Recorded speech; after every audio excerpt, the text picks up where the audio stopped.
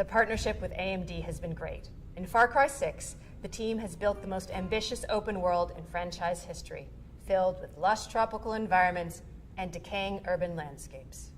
To push the visual fidelity of our game and immersive gaming experience, we've been collaborating with AMD to implement next-gen rendering techniques like DirectX ray tracing and AMD Fidelity Effects features.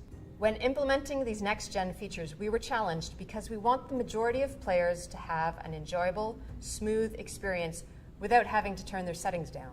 Using upscaling technology like AMD Fidelity Effects Super Resolution helps us address this problem because it means more players can enjoy Far Cry 6 with their graphic settings cranked up and without compromising frame rate. FSR is a cutting-edge spatial upscaling solution. It's easy to integrate into our development pipeline, and it delivers substantial performance boost while retaining excellent image quality on the highest quality setting. Additionally, we believe AMD's GPU Open and the support for open standards and platforms drive innovation forward. We can't wait until October 7th when players will finally get the chance to see all the hard work we've put into Far Cry 6. It's very exciting that we're getting closer to showcasing to players the game, powered by the latest AMD technologies.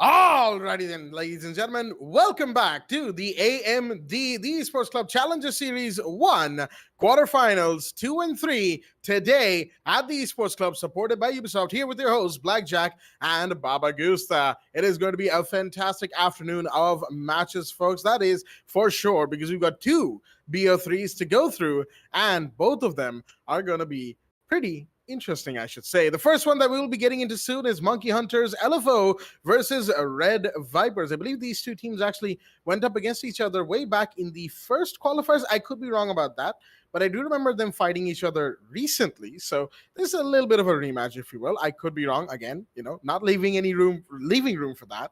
And the second match, which will be roughly about 6 p.m. Indian Standard Time, Mercenaries versus Sage Empire. And the match that is sure to be a very interesting one as we gear up for today's matches. But before we do, Baba Gusta, how are you doing on this fine afternoon? Well, Jack, to start it off, I'm doing absolutely well today, Jack. And Nice. talking about those two semifinals match that we have, Sage Empire versus MRCZ, Red Vipers versus Monkey Okay, then. Hunters. Yeah, I mean, not quite sure what happened. Not quite sure what happened over there, but yeah, I'm very interested to see what Red Vipers has in store. The same thing can be said to Monkey Hunters, though, in which we did get to see them perform very good, and now they're in the quarterfinals. They just need to get a spot on the semifinals, and if they do, they will go up against either Team GG, or I believe either Team GG or High Five, which is going to happen in tomorrow's stream. It is a quarterfinals matchup. So how about we just take a look at the matches that we have. So total, we'll be having a total of 2 matches. It is best of 3 after all, and if Red Vipers do give a fair fight against Monkey Hunters, we might be able to see a decider match coming in. So a total of 6 matches in total. High likely a chance where it can be 4 matches that we're going to be streaming today, but 3 o'clock, Red Vipers versus Monkey Hunters, I am definitely waiting on that one, Jack. Absolutely. This match is basically assured to be a pretty good one, all things considered. Now, I do have to issue a little bit of a retraction, forgive me about that, is that Red Vipers did not actually go up against Monkey Hunters just a little while ago, not in the Challenger Series, probably in the previous tournament. Again, my memory's a little hazy about that, but regardless, it should be an interesting game between these two teams. Red Vipers have fought their way up to the quarterfinals, and now they face one of the region's giants. Speaking of the region's giants, Mercenaries at 6 p.m., as you can see on your screens, versus Sage Empire. Sage is quite an interesting team, to keep our eyes on today after their very, very intriguing run in the qualifiers. They made it here to almost to the top. of the pile, if you will. There's still a ways to go for them, of course, and they will want to give themselves another victory here and now. But against Mercenaries, it's going to be tough. Same could be said for Red Viperz. Against Monkey Hunters of all teams, it will be tough as well. So, since we're getting ready with the first map, let's have a look at the maps that have been banned and picked and all of that stuff, as in the map veto for today. Starting us off will be Oregon, picked by Red Viperz. They, I believe, are on the attack there. Interesting decision. Then we have Villa, picked by Monkey Hunters, and then decider map will be Chalet. Although whether or not we get to Chalet, that, of course, will be seen. But with all that being said, folks, those are the maps for today. Oregon, Villa, and Chalet. Pretty interesting. Oregon, of course, a mainstay of the region. And with all that being said, it would appear that the match is ready to go live as well. So let's not waste too much time. We should be going into the game relatively soon. And that match will be a very interesting one indeed. Monkey Hunters LFO versus Red Viperz, starting us off on the map of Oregon. Going live on your screens right now. Let's jump right into it with the ban phase. Starting us off, Thatcher and Flores have already been banned by Monkey Hunters and Red Viperz respectively. Interestingly enough, Red Viperz deciding not to use Flores for themselves, having been the ones to ban the second attacker of the day. And I think that's more of a case of they don't really just want to deal with Flores when they are on the defense, and they'll be going to defense on the second half, which means they will need all the advantage that they can get in the first half, and I feel like they just simply don't want to deal with Flores regardless. Wamai has been banned by Red Viperz as well, a ban that we can see coming from a mile away, given his sheer utility denial potential alongside Jaeger, alongside Aruni. There is so much that can be denied and all of that from defending teams, that attackers generally like to ban Wamai first. Echo will be banned by Monkey Hunters. No real surprises there. There's more than plenty of ways to deny plants these days. Echo has been out of the, he's been out of the loop for a while, and teams have sort of gotten used to playing without him, and that's why he's probably been banned. And that, he's also pretty dangerous still, despite the nerfs that his drone has seen. With all that being said, the ban phase has been taken care of, and let us have a look at both the rosters in the lobby for us today. Going into round one, from Red Viperz, we have Eagle Eye, Dark Lord, Cypher, Naughty Ashrit, and Coffee. And from the side of Monkey Hunters, we've got Sparko, Jittery, Rattler, Beat, and Sandy. Kitchen and Dining Hall will be the first side of choice. Very interesting from the defending team Monkey Hunters right now, as this side, you don't usually see it be the opening pick, but this is to be expected from Monkey Hunters. They like to be a little weird, a little wacky at times. That's why this first round will see us go to this site. And with all that being said, I've kept the man from the mic long enough. Baba Gusta, take it away. Thank you for that, Jack. And talking about Monkey Hunters, they love unpredictability. And when it comes to unpredictable picks, the first side that they will go to will be on first floor kitchen and dining hall. Interestingly enough, you see some, sheer resistance being made from Rattler, especially when he placed his jammers right in towards the entrance of Trophy in towards the King's room. Now, you will see heavy resistance being made from the defenders. So their main, the Red Viperz, their main objective is to try to establish vertical lines of sight or just brute force their way in towards construction, which in fact is not a good idea. Although it would have been better for them to get the control on second floor, Kids, Toms, and Dom's main hall. If you just eliminate one or two players from that particular place and use that vertical lines of sight, maybe you have the entire control of first floor kitchen in the hands of Team Red Viperz. But it's definitely not an easy task, because the way how the placements have been placed, not to even mention Jittery with the deployable shield, a total of 380 yeses, both aggressive, gets one but doesn't get the other. Actually, he does! He gets two players already in the early round, whereas Eagle Eye comes in with the refrag. What a way to start off for Monkey Hunters. That was a huge way to start off. You're going to take care of both of the hard breachers, Maverick and Hibana, with a push like that. That is what Jittery is known for. That is the stuff he absolutely loves to do. And he has done it once again, putting the side of Red Viperz at a very big disadvantage early, given that it's a 3v4. Now, of course, things are set to change. Interesting use of the Gemini right there to take care of the Surya gate on the bathroom wall. Of course, that Surya gate would have been annoying because they need to soft breach in. They can no longer hard breach through any of the walls of sight, which will make Zofia use up her impacts. There you go. And that is a breach into showers, but Sparko is still here. And he is so far unimpeded. He's even got support from Sandy right behind him. And he's going to just run right by the open window.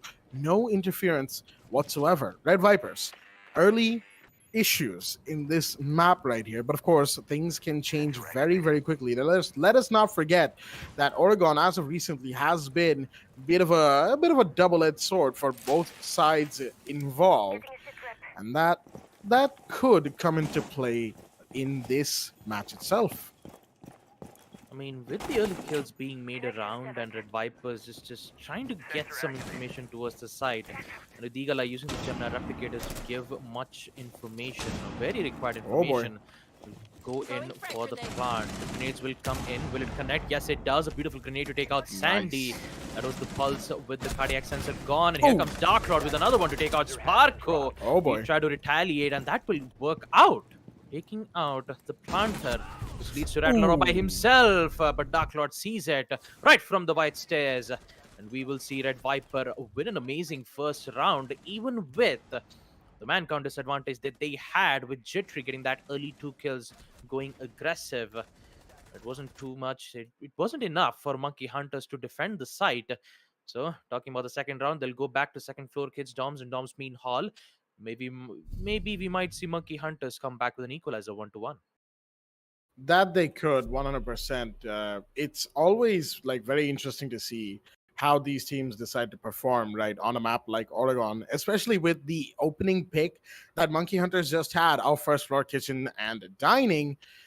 You'd think that, they might actually be able to pull it off and put Red Viperz at an early disadvantage, but they were not able to, of course, because of Red Viperz' well-coordinated final push. There were only 3 players alive. They needed, at the very least, the pulse gone, and that grenade was pretty good, all things considered, from the Nomad going right into sight. Excuse me, from the Iana. Nomad with the grenade, okay. Maybe potential future buff, I don't know. But yeah, all things considered, the grenade, good decision right there. And the bounce was, the cooking and the bouncing, it was all just right. And after that, taking care of Aruni in the hallway, just outside of Shower Corridor. Again, good stuff from Red Viperz. They knew the angles they had to cover. They had information and they knew what Monkey Hunters might bring in and might try to do. And they countered them in that respect. Which means Red Viperz have done their homework. They have come prepared. And Monkey Hunters, on the other hand, they will need to step up their game. That early round was fantastic from Jittery. As we all know, no amount of praise can really encompass how well Jittery can play in the early round if he is given freedom to do so. Unfortunately, Cypher is not going to have too much freedom from his internet the way that man is looking.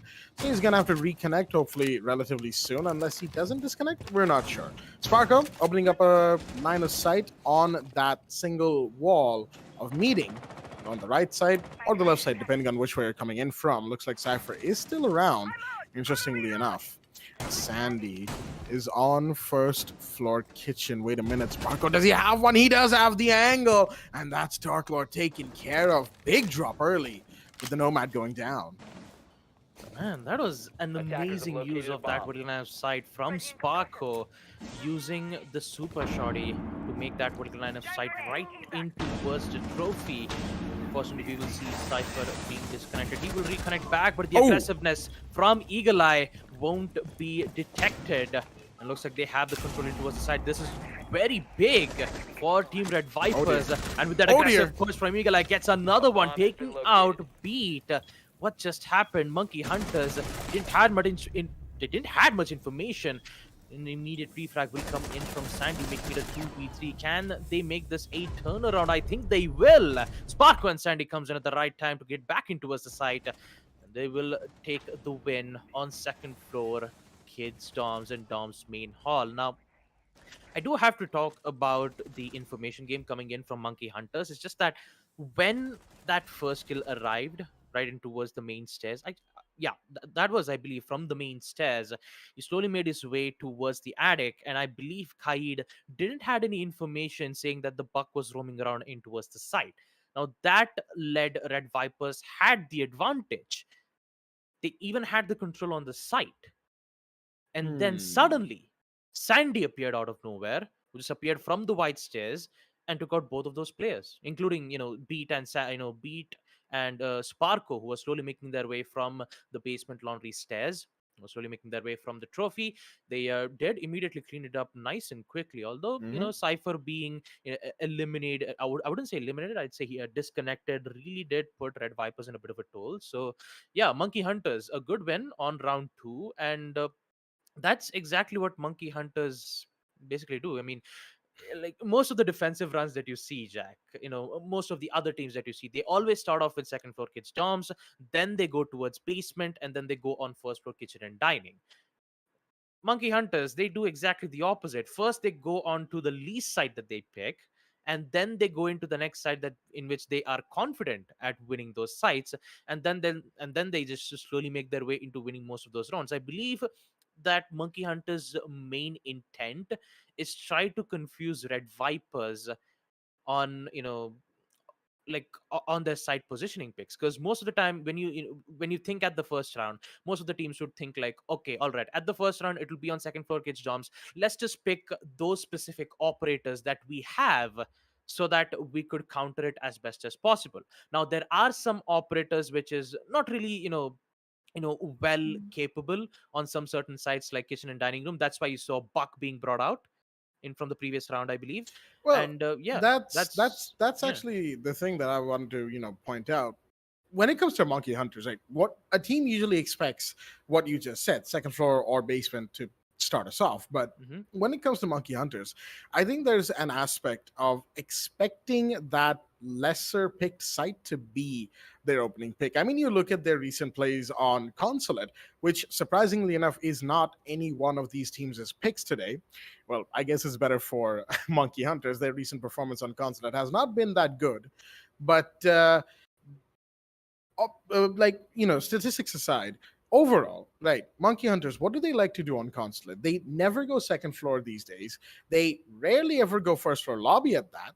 Their general side picks have been revolving around trying to win the Basement Archives first floor tellers site, a site that is quite I won't say it's unwinnable. It is definitely winnable. It has been proven time and time again that legitimate strategies do actually work on that site. You just need to have good presence and really good coordination. And Monkey Hunters have that, but they don't win as many rounds as they would want to, leading their Consulate defensive halves to look somewhere like 3-3, or some 4-2s are there, but again, when it's an even match, they even sometimes lose the half or have lost the half before. So when it comes to Monkey Hunters, I feel like there is an element of, okay, let's, like, we know that this is how this map generally flows, but we're facing up against these guys. So instead of picking ops for that site, let's just pick generally universally useful ops like Hibana, like Maverick. You get the Buck and the Sledge in there, you get a Zofia, and you've got a team that can pretty much breach and clear their way into any site in the game. Nearly any site in the game. So I think that was the idea that Red Vipers went in with in round one, and it actually ended up working pretty well. They lost their hard breachers. I will give Monkey Hunters that. Jittery's play in the early round, fantastic. But their mid to late round was a little shaky, a little weak, especially after losing the Pulse and the Aruni back to back. And after that, they just could not recover. So it's more of a case of Monkey Hunters trying something that they know, or at least have confidence in working. But just like Consulate's Basement Archive first floor tellers, it might not be the best decision to start off on that site immediately. Go to that site for sure. definitely go there. Try whatever you can. Maybe change it up and go meeting and meeting kitchen instead. Whichever works, right? I'm not against that. But what I'm saying is, when you're starting off a best of three and you start off with a site that, while is good for you, still might not be your best or the map's best, you're putting yourself at a slight disadvantage. And that disadvantage definitely, well, it showed a little while later than one would expect it to, but it still happened. They still lost the round. So Monkey Hunters, round two again. That they needed to do a site retake of all things after the Buck pushed in straight up from White Stairs. They were definitely not expecting that one.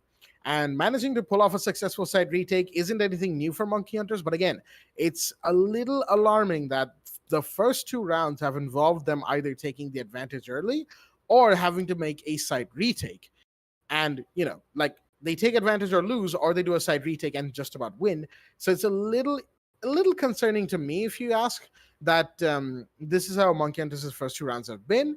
But it's just been two rounds, right? The match has just begun. So let's see how far Monkey Hunters can push with this playstyle before they, truly wake up and all of that stuff. Because there's three maps, two to be played at the very least. And if Red Vipers take any one of these maps, then, well, if either team goes 1-1, well, we're going to Decider, and that'll make it a pretty long game. And that, of course, we all know Monkey Hunters have issues with really long games. So they would want to clean this up relatively quick-ish. So that's going to lead into them having to wake up sooner rather than later. So I guess we'll find out whether or not that works for them. I mean, talk about Monkey Hunters' long game in either a best of three or a best of five. I still remember numerous amount of matches where Monkey Hunters had a problem of. Starting off, I might have to talk about the match between UG versus L2K, the match which actually happened on the majors, I believe. It was on Yeah. semifinals. They had to go up against MRCZ, and UG had so much problems. I mean, former UG, which is Monkey Hunters as of now, they had so much problems going up against L2K, now called as EXT. At that time there was Blank, JV, Fadals. I mean, those guys were on point when it comes to making those plays, and they forced them to go on the final map. That was, most of the time, many of them thought that Monkey Hunters couldn't even get the spot at the grand finals to go up against Mercenaries one more time, but they still somehow managed to survive. They got the spot on the grand finals, and they just won it out. The same thing I can even be able to say it against their match against Kira Esports on grand finals. It was best of five. Again, it was most of the time they always struggle when it comes to best of three or best of five matches, but they did one nonetheless in the previous grand finals of the Rising. And now going up against Team Red Vipers, knowing that they always love to pick, always love to pick unorthodox sites like First Floor Kitchen and Dining Hall, they mainly revolve around Intel Ops. And when I say Intel Ops, I'd say Pulse, I'd say Valk, maybe even Melusi for her, Banshee deterrence, because it mainly serves as an Intel gathering. Because most of the time you either see either a beat or a sandy using those cardiac sensors to give information. And Hmm. the main reason why they would like to pick the least sites is because they are, I would say, a bit closer to the sites. The sites on kitchen, so kitchen and dining is somehow connected to the second floor of kids dorms and dorms main hall. You could use those cardiac sensors to give so much information right from outside the building. You can relay the information to their teams, so that you would always expect to see those high, like high chances of going in for a flank, or maybe a spawn peak, just like how Jittery did when he got those two kills. I believe he got that information via the pulse, and when they started throwing those flashbangs, Jittery decided, you know what, we have the information, we know that they're throwing grenades to take out that deployable shield. I think it's best for me to go aggressive and pick out two of those players. And Jittery did exactly that. They had information, and because of that, they delivered it. But when Pulse got eliminated from the mid round, things started to get a little bit shaky around for Monkey Hunters. Now they don't have information, and now most of the teams are inside the site and they have no idea on what to do. But for now, let's just head back to round three as we resume back the pause. And the third site will be on basement, laundry, and supply room. And this is where Jittery brings in the clash. 6 pick from the Jaeger back to the clash, and we've seen some interesting clash plays coming around from him, don't you think? Defenders, protect your bombs from being defused. While that is true, that Jittery loves to play a very good clash, all things considered, I am kind of worried about the fact that he switched out of the Jaeger to do so. Now, of course, you have Sparko's Castle Barricades, right? They will eat up some of the attacker utilities and all of that stuff. But at the same time, knowing how Monkey Hunters plays, most of those barricades, 2 out of the 3 of them at least, are going to be used up on the first floor, like a little bit of an extended roam hold, if you will. Into kitchen, into meeting, all of that stuff. They're going to be preparing this entire area to make sure that attackers' time is wasted as much as possible. So in that regard, you look at the setup that they're doing and then think, okay, but Jaeger down below is going to be required because they will, as in Red Viperz, will end up pushing there and they will have utility to use smoke grenades, regular grenades, breach charges, Ash's breach charges to be specific, Hibana's flashbangs, so many things that they would have to worry about, and a Jaeger would have gone a long way in taking care of that. But we're not seeing a Jaeger, we're not seeing an Aruni, and Wamai, of course, is currently banned. So very interesting at the lack of utility denial that the side of the defense have brought in. Now, that's not to say that this setup hasn't worked for Monkey Hunters before. They've worked successfully without Jaeger and Aruni. And basement side, they love their clash, and Jittery loves to bring in the clash. So I can't really say anything about that, but Sandy's going to start things off with a knife of all things and then get traded by Naughty Ushrit. Very interesting as frag grenades are coming out towards Sparko. The first couple of kills have gone off. It's a 4v4 at the 2-minute mark. Already Sandy starts off with a bang, and that too with a knife to take out Cypher. Those 2 grenades and those bleaching torches won't be put to use, knowing that the site being on basement laundry and supply room, you see a lot of heavy resistance being made. The castle's R-out panel right from the meeting as well as on kitchen, and also some most of the players still make a decision to hold in towards meeting room, which would force Team Red Viperz to defend on second floor. Interestingly enough, not many players on the side of Monkey Hunters are defending the basement side. Currently, there is Beat, who's all by himself, and he's holding the basement blue bunker. And now Naughty Ushrit is slowly making his way, knowing that most of the players have currently holding down towards meeting with all of those arrow panels being placed. Now they just have to slowly push in towards the side. They will rush in. They just realize that the wall has been reinforced. Now they have to bring in a hard breacher to open up that line of sight. Yeah, that's going to be a lot of work, but Beat is here, and he's going to find Eagle Eye. That's a good shot with the SMG-11 as Darklord goes down to Rattler. In the meanwhile, that is action happening above, leaving Coffee and Naughty Ushrit, the last 2 standing right now. A clash approaching, and with that hard breach done on the main wall of supply room, that is going to give the defenders and attackers a line of sight to work with. Ushrit's taking damage from the clash's electrification, and Jittery's just trying to lure the Hibana into bunk right now, into boiler room, but he's been flashed. Will the Hibana push? No, that is simply a safety flash, but no, Beat finds Coffee, leaving Naughty Ushrit the last one standing. Shots fired, and it's Beat again to find another kill. And that is gonna leave Red Viperz on the floor wondering where did they go wrong. As it turns out, the need for a Jaeger wasn't even there. Would you believe it, folks?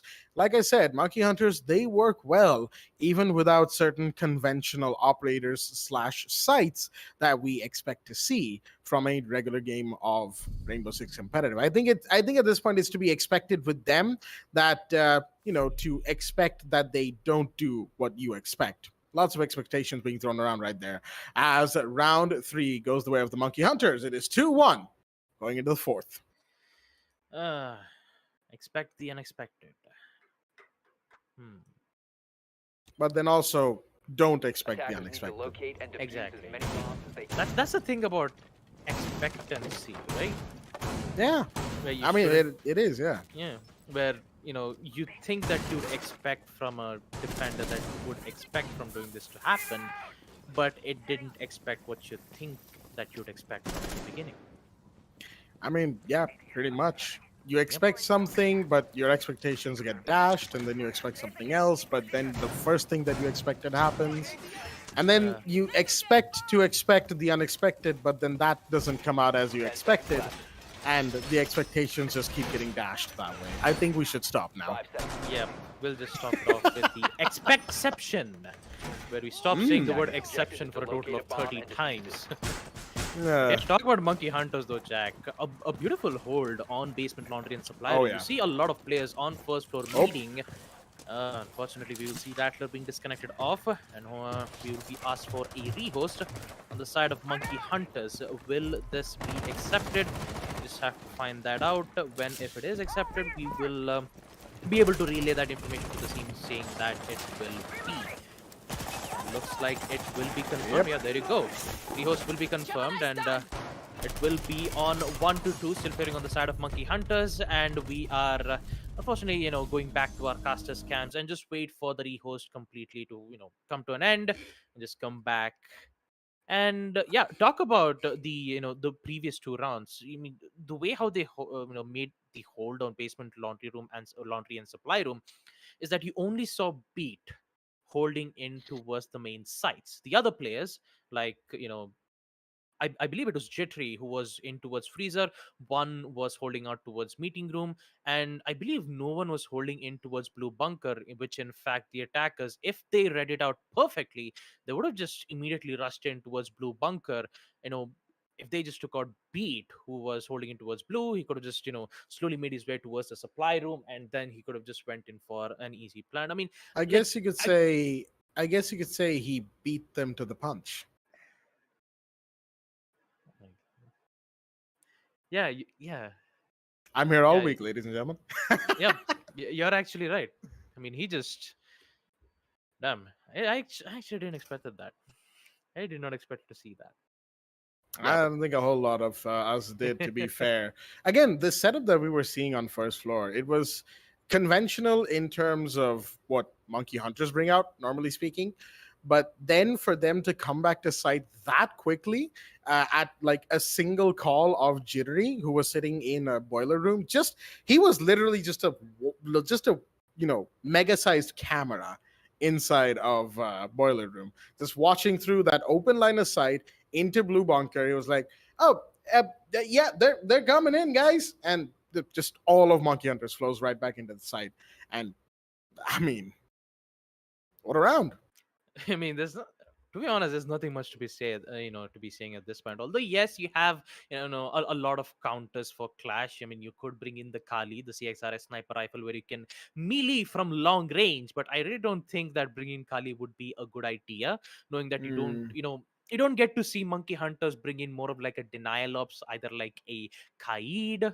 I mean, they actually did they did bring in the Kaid on Basement Laundry. They did place the Electroclaws both on towards the hatches of Meeting and in towards Basement, in towards Freezer too. So yes, they do bring in the Kaid, but still you don't see either. Wait a minute, they do bring in the mood. What am I saying right now? They could bring in the Kali. I mean, yeah, they can. They can bring in the They Kali. Yeah, why not? could, but I think it's a case of like with Kali, you need to be a crack shot with that sniper Mhm. rifle, right? Yeah, Because like that thing reloads and repositions so slowly, and on top of that, you only get one shot, right? At like one shot so slowly at that too. It's not to say that Kali's gun is absolutely terrible, but it's not really that good either. And other than utility denial, you have, excuse me, other than just breaching walls or helping breachers to breach walls. She has her SPSMG9, that is true, but unfortunately, it's not really helped her much after it was introduced heavily way back in Steel Wave. She was given that weapon. And even then, it hasn't helped Kali's pick rate overall. It did initially, but then Flores came around, and then, Flores Thatcher bans happened, and then Kaid started getting banned again. That was a whole case where people just started dropping Kali again. And it's gone back to that same thing. Like with Kali, you are effectively giving up an entire primary weapon if your Kali player is not a crack shot with that sniper rifle. So it's a huge trade and a huge risk, if you will. And I don't think Red Viperz want to take that risk, and they just want to, do the normal things that they can with existing operators that are not named Kali. So yeah, just all things considered, while they could bring in Kali for more, denial of defender utility, I guess they've got other ways to work around it, and I guess they've worked. Unfortunately, they haven't been able to show those off too much because Monkey Hunters have just been beating them to the punch over and over again. I mean, I do have to give, Red Viperz a bit of a good news for them, because most of the sites, or should I say the optics from Monkey Hunters, especially on the site on Basement Laundry and Supply Room, you don't get to see Jaeger being picked up. Not even mention, Wamai has been banned, so you are free to throw whatever utilities that you want, be it the gridlock track stringers, the grenades, the flashbangs. It is free to throw for the attackers, and this will give huge much of an opportunity for Red Viperz if and only if they have information. Now, when it comes to information, you could try to bring in Zero. Zero is great when it comes to his Argus scams. It could be very useful when it comes to catching off some of the defenders who might have who might think of going in for a huge flank, or just use some normal drones where you can get information and try to time the grenade in the right way where you can eliminate players one at a time. Because most of the defenders that you see from Monkey Hunters, they're just staying put. They don't go out, they don't go aggressive unless and until if you try to take out one of the important utilities from the defenders. So mainly, if they try to utilize on using their gadgets well enough, I'd say that Red Viperz might be able to figure out a way to eliminate Monkey Hunters. But yeah, a bit of an update on the match as the rehost will finally come to an end. And without further ado, ladies and gentlemen, let's just head back in and resume back round 4, first floor kitchen and dining hall, with a score count 2-1 in favor of Monkey Hunters. Indeed, 2-1 in favor of the Monkey Hunters. They are looking kind of strong right now, and overall, their presence has been felt so far in this match. As I feel like they, right now will probably try to get a few more rounds in their under their belt. Excuse me if I sound a little distracted. Currently dealing with a little thing. There we go. Okay, fixed. Everything's fine. As okay, interestingly enough, we might have had a little bit of an issue with the bans. I think everybody noticed, and I just noticed as well. But yeah, the previous bans do still apply. Don't worry, folks. Even if they're not up on the screen, they do still apply. Regardless, round 4 is going to go on ahead with the site being first floor kitchen and dining once again from Monkey Hunters. You can see this from them, generally speaking. They like this site very clearly. They want to go back here and not to kitchen meeting, which has a different setup, a different overall flow style. I was actually hard to pronounce on the first try, but they want to attempt this again, and they're going to have to do it a little better than before. Again, if Jittery gets those couple of early kills, fantastic. Very, very good. But after that, they will need to maintain their position. They will need to maintain momentum, and they will need to give themselves room to work with and not get eliminated at the end of the round like it happened in round 1. An interesting change in optics here, Jack. You see Beat bringing in the frost, whereas Rattler bring in the smoke. So you have 2 trap operators on the side of Monkey Hunters. I'm talking about Cypher, who really needs to be careful for the 3rd time, because Cypher is the one who got picked off quite early in the in most of the early rounds. So if Cypher doesn't be, if Cypher isn't careful, we could use those grenade put to its use. Looks like they have some good amount of information via Games Room, and Red Viperz is quickly trying to figure out a way to get that control. Slowly making their way in towards the attic and trophy. Now they're trying to corner 2 of the players, and there you go! A good use of grenade from Cypher to take out Sandy. That's what I was talking about. If they have information, they can convert those information into kills. And looks like Sparko sees the drone. He will take it out, but his positioning is revealed. But he gets the kill anyways. Sparko takes out Coffee. And looks like another kill comes in from Rattler to take out Cypher with the M5 shotgun, putting it in a 3v4.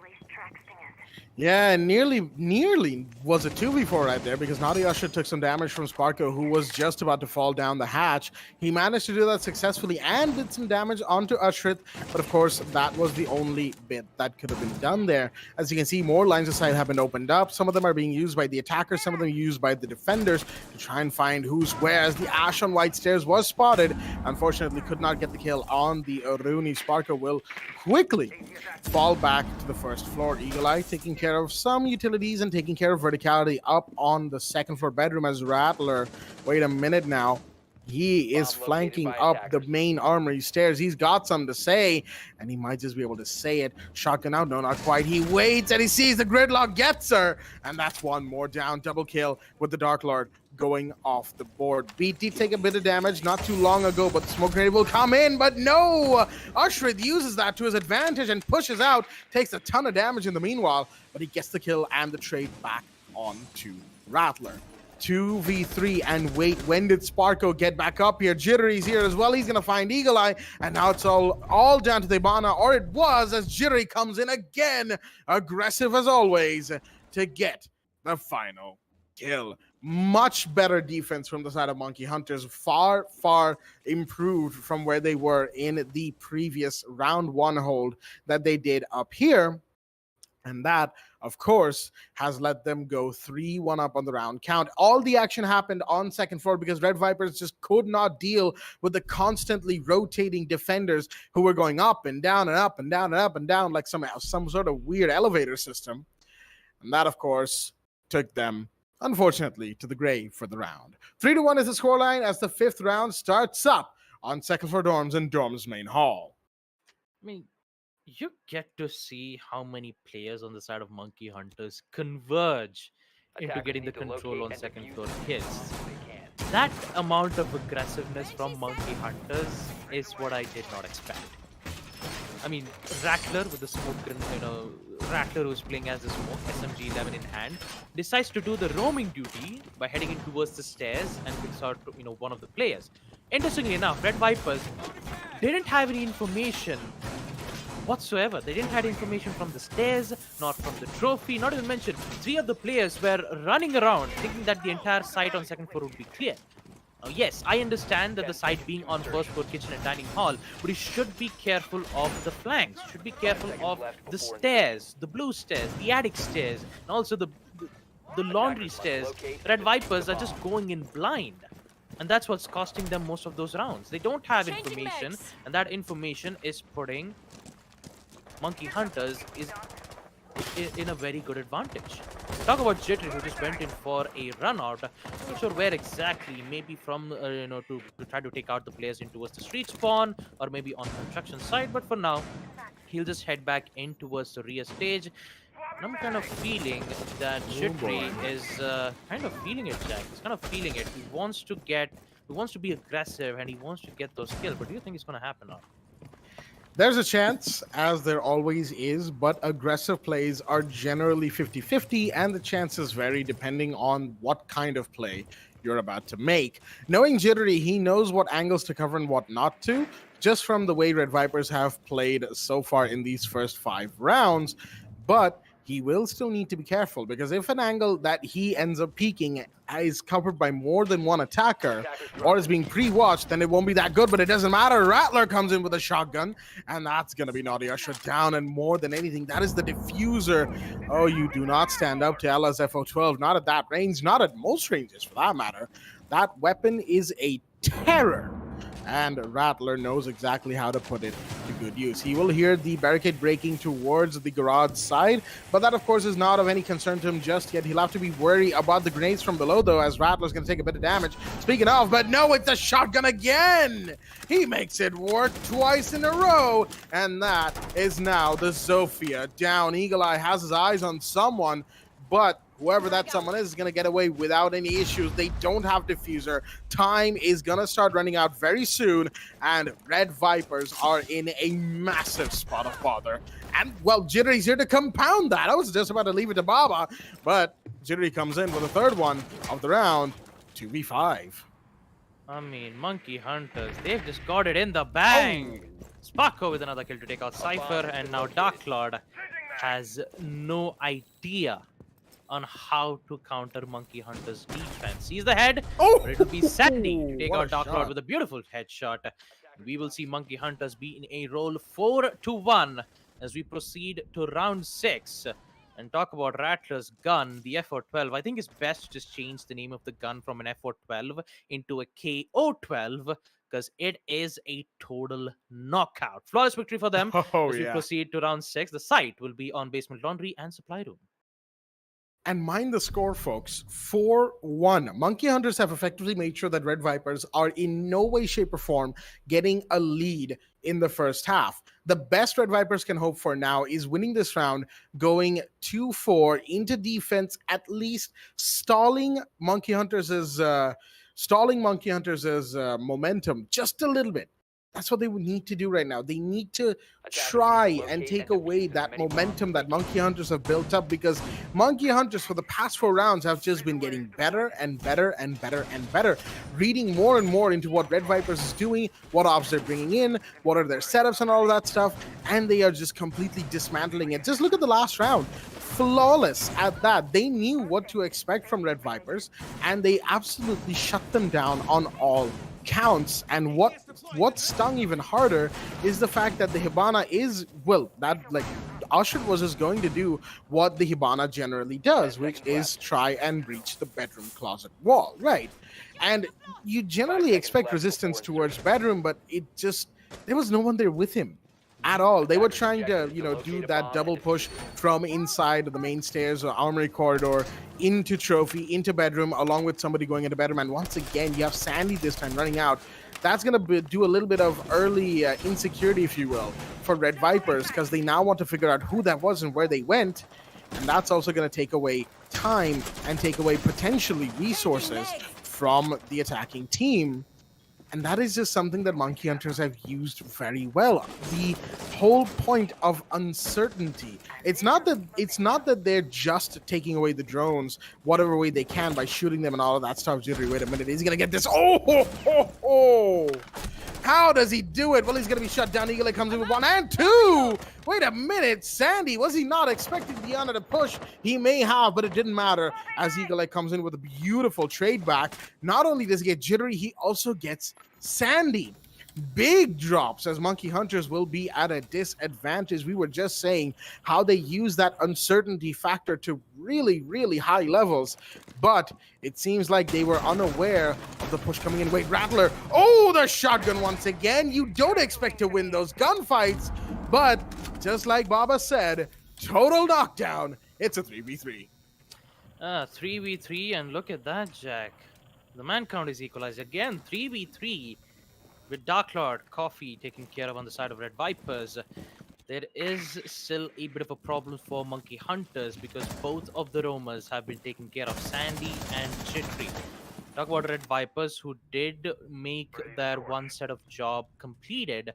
They just have to focus on the side, which means that Monkey Hunters will be forced to go back towards the site and make sure that they will defend the place as best as possible. Now, Pete is prepped and ready with the shotgun, the M5 shotgun, where he has 13 shells left. Now, he's just waiting patiently enough. Meanwhile, we'll see Eagle Eye dropping down, but he doesn't have the information. Now he has it. And the mute is slowly very close in towards the freezer's side, but he is a bit more worried, and he needs to fall back, because if he doesn't, he's thinking to look at the side at the wrong time, but no, it does not. Beat wins that anyways. Eagle Eye goes down. What just happened? Beat was not supposed to win that gunfight, but he somehow gets that shot. Cypher comes in with the grenade, will get caught off from the ADS. No, it does not. Beat just survives anyways. But does get the shot? No, it does not. He gets taken out from Cypher. A 2v2. Now, there is still high likely a chance. Rattler is still alive and kicking. With the FO12, will we see him get a total knockout, or will it be a total mistake? No, it does not. Spark comes in with the 1. The FO12 comes in to take out Cypher. And we will see Monkey Hunters end off with the first half 5-1 as we proceed to the second half as well. What a way. And also Rattler, my goodness, he wasn't supposed to win most of the gunfight. In fact, Beat wasn't supposed to win this gunfight right from the freezer, but somehow he gets it. And we will see Monkey Hunters be in a tremendous lead, 5-1, as we proceed to the second half, where Monkey Hunters will be in attack. Will we see an aggressive rush play? I think we do. There's a chance given some of these operator picks. Of course, Nook will be 6 picked out by Sandy into an operator more of his style and his team's style. And it seems like Iana is that op. Capital being brought in by Rattler. Monkey Hunters love to emphasize on Capital. And, you know, understandably so, Capital is still actually pretty strong. And it's surprising to me that we don't see more teams from our region play him more frequently, as he can give you so much cover with his firebolts, with his smoke bolts, and just so much can be done with just these Capital bolts, right? With Wamai Band as well, it is a very good pick to have Capital in your team. But regardless, enough about Capital. Let's not get too far ahead of ourselves. We were thinking about a rush potentially from the side of Monkey Hunters, and I feel like that's very possible. They love their rushes, and they love to just get in there. And look at the setup right now from Red Viperz. It is all first floor and second floor. Only Cypher is the one on bottom floor. Now he's of course been joined by the Jaeger coffee, but look at this. They're all already converging. No, not quite. Rattler's going to go towards tower actually with the LMG in hand. So it might not be a rush just yet, but never discount the option of Monkey Hunters going ham on a push randomly at any point in the round. They've done that before, and it has given them some levels of success. So it's still possible, as round 7 is now fully underway. It is full in effect. And talk about drone was coming in from Monkey Hunters. And talk about Rattler bringing in the Capitao, knowing that the Wamai has been banned. Also, Wamai has been banned on the side of Red Viperz. They could have used the opportunity when they were in the first half, but it's too late. And now Rattler, with the firebolt as well as the smoke bolts, could use it and can even deny the Jaeger's, it won't be able to deny via the Jaeger's ADS, so they don't have to worry about it.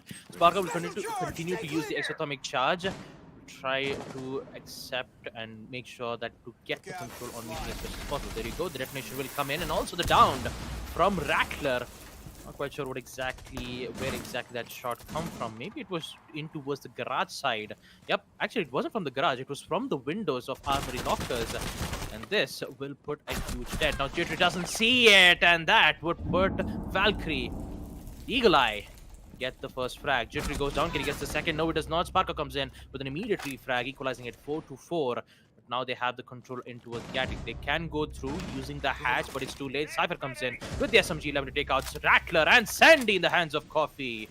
4v2. And a minute left for Monkey Hunters to make their push with Sparko and Beat. Can we see them make a 2v4, or will Red Viperz fling back and win their first defensive round on round 7? There's a chance. Flashbang goes out. Sparker's going to drop straight into sight. Does he know where the shielder is? He should. There's always one at this rotate. He's going to peek, and that's going to be Cypher gone. And he's in here right now. He's got the diffuser as well. Beats watching his back, and he's going to take down Coffee. Wait a minute. They're all coming from Freezer. Sparko's seen this, and of course, he can go for the plant right then and there. Beat is still watching. Look at him like a hawk, and he will find Ushrith. What is this comeback potential? It's now a 1v2. Dark Lord with the UMP has got to win this out if his team wants to stay alive. He's coming up towards Freezer door, the hallway door. Gonna run straight through, just about dodges Thermite's bullets, but now he's been seen. He's been made towards Boiler Room. Flashbangs going out. Beats watching from inside of Supply Closet. And Dark Lord can only do so much. He has to go because the diffuser is running its course. 18 seconds. He's got to go from one way or the other. Goes to the hallway. Is found by Sparko. Monkey Hunters still win the 2v4 after that early collapse that they just had. Rattler was down. Sandy was SMG-11. Jittery got impact naded for Christ's sake. But even then, it did not matter. All it took was Sparko and Beat. It was all them that Monkey Hunters needed. Even with 2 players remaining, this team is nigh unstoppable on Oregon. And Red Viperz, they are 1-6 down. Map point to Monkey Hunters. Talk about map point, Zach. Rattler Look at that. 6 pick from the Capitao to the Ying. Although, yes, you have to, worry about the Jaeger's ADSs, but also 6 pick will come in from Coffee, switching Defenders, from protect the your bombs Castle from being to the defused Pulse. Now, by I have to attackers. talk about that previous round where, you know, Sparko used the flashbangs to try to mask his entry. And I believe that Red Viperz had no idea that Sparko did drop down from the hatch on meeting. And soon enough, when he was just holding his angle, somehow Cypher didn't get to notice that. And he was all by himself into his side. The other two, where both of them just dropped down from the freezer and let Monkey Hunters get the entire control of the site.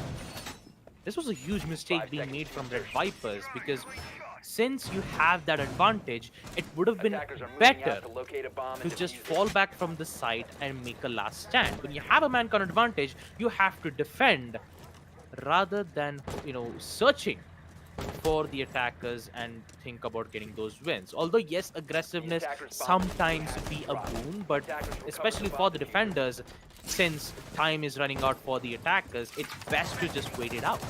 And unfortunately, with Red Viperz being way too impatient, Monkey Hunters will get that opportunity. Winning that 2v4. That 2v4 was so huge for Monkey Hunters. Now they are in match point. Drone is ready to go. Oh boy, map point indeed, and Sparko already taking a bit of a gunfight towards the bedroom closet as the Goya shields are protecting whoever is trying to pick trophy. But here we go. There's going to be a bit of a Ying play if Rattler's got anything to say about it, but the ADSs are here. He's going to throw the second one. Shots fired towards him, but does it matter? No, it doesn't. He finds Darkler turned away. Will he find another one? Tower. That Cypher takes a bit of damage. This wall is, of course, soft. Left so by the defense intentionally to try and lure the attackers in, but you just have so much damage being done. Direct impacted. Naughty ushered, that is, by Jittery. Sparko's going to take a ton of damage from a C4. Does not kill him, though. That's what matters right now. Another Candela. The last one, the smoke grenade goes out from Rattler. And there we go. Beats grenade is going to find Naughty Ushrid. Will the Mossy be found? He just sees him through the smoke, and Rattler's going to take that. It's a 2v5, all down to Cypher and Coffee, who are doing damage, but Cypher's taking damage as well from tower, from main window. C4 goes out, but will that find him? No, it does not. It's a 1v5. Coffee, last one standing. He cannot find Sparko in time, and his head's going to get taken off clean, as Red Viperz will not mount any comebacks for the first map. Monkey Hunters with a dominating performance for the first map. Oregon goes to them 7-1.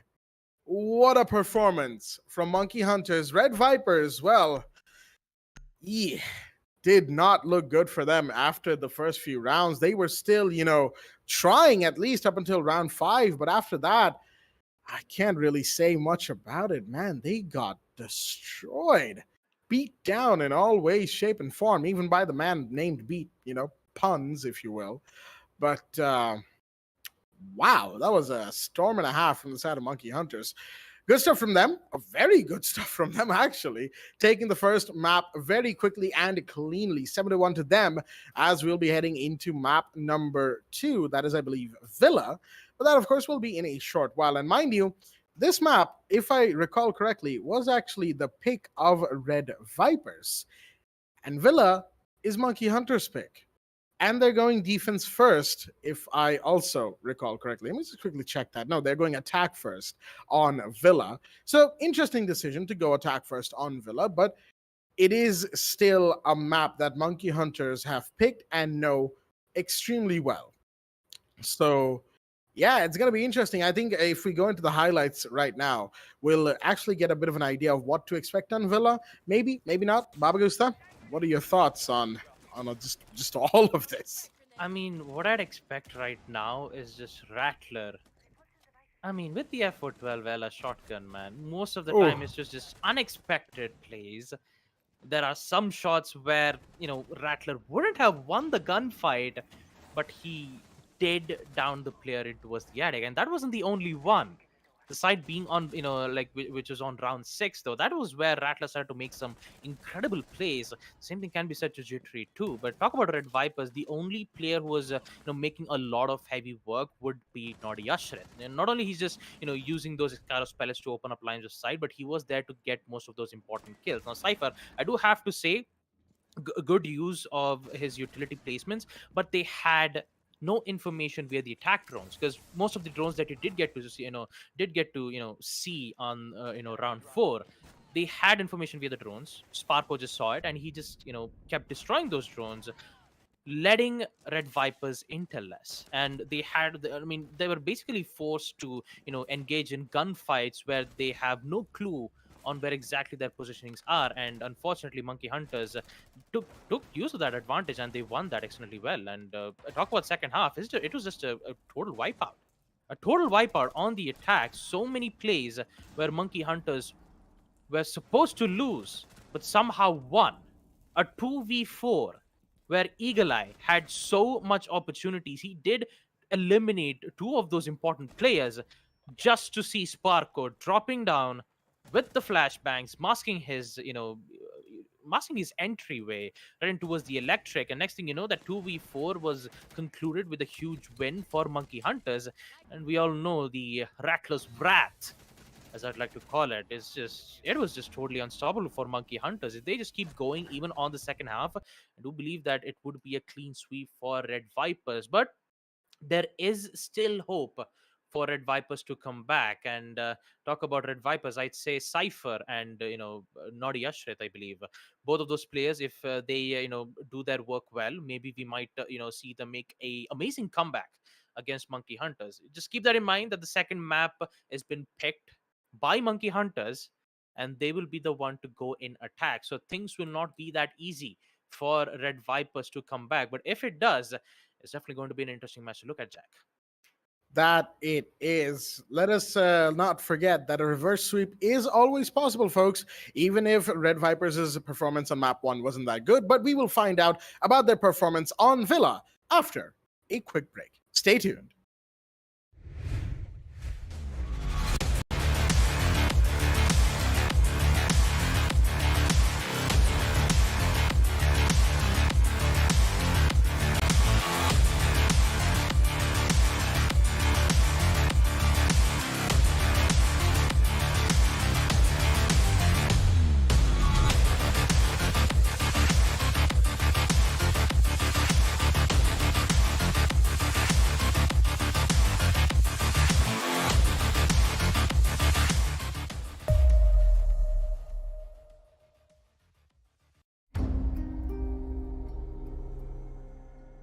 The partnership with AMD has been great. In Far Cry 6, the team has built the most ambitious open world in franchise history, filled with lush tropical environments and decaying urban landscapes. To push the visual fidelity of our game and immersive gaming experience, we've been collaborating with AMD to implement next-gen rendering techniques like DirectX ray tracing and AMD Fidelity Effects features. When implementing these next-gen features, we were challenged because we want the majority of players to have an enjoyable, smooth experience without having to turn their settings down. Using upscaling technology like AMD Fidelity Effects Super Resolution helps us address this problem because it means more players can enjoy Far Cry 6 with their graphic settings cranked up and without compromising frame rate. FSR is a cutting-edge spatial upscaling solution. It's easy to integrate into our development pipeline, and it delivers substantial performance boost while retaining excellent image quality on the highest quality setting. Additionally, we believe AMD's GPU Open and the support for open standards and platforms drive innovation forward. We can't wait until October 7th when players will finally get the chance to see all the hard work we've put into Far Cry 6. It's very exciting that we're getting closer to showcasing to players the game, powered by the latest AMD technologies.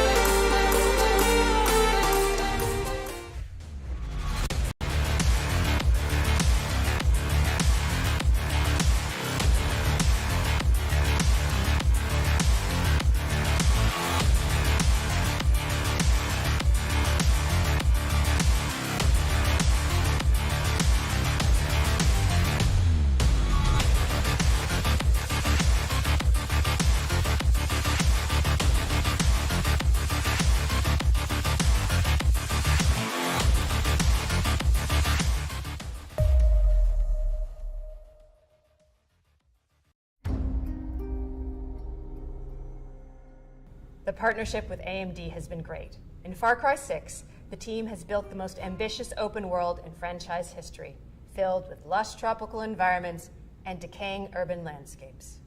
To push the visual fidelity of our game and immersive gaming experience, we've been collaborating with AMD to implement next-gen rendering techniques like DirectX ray tracing and AMD Fidelity Effects features. When implementing these next-gen features, we were challenged because we want the majority of players to have an enjoyable, smooth experience without having to turn their settings down.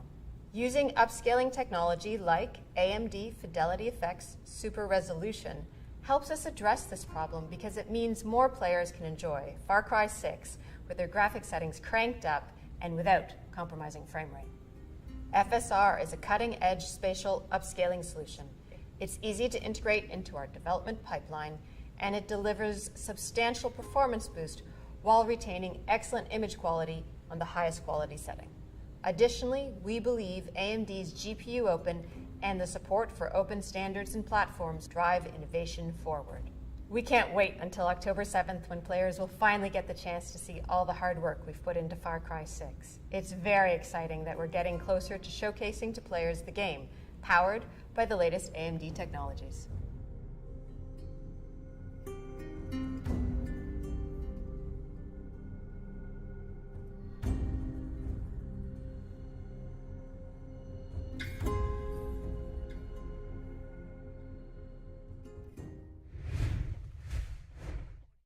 Alrighty then, ladies and gentlemen, welcome back to the AMD, the Esports Club Challenger Series 1, supported by Ubisoft, with your hosts, Blackjack and Baba Gusta, for this beautiful game that is Rainbow Six Siege. We are back for map number 2 in this best of 3 quarterfinal 2 between Monkey Hunters and Red Viperz.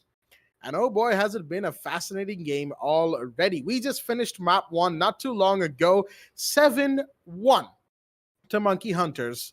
A beautiful performance from them. Red Viperz, they looked good in certain aspects of the game, but unfortunately they were not able to string them together into enough round wins. They only won 1 round at that.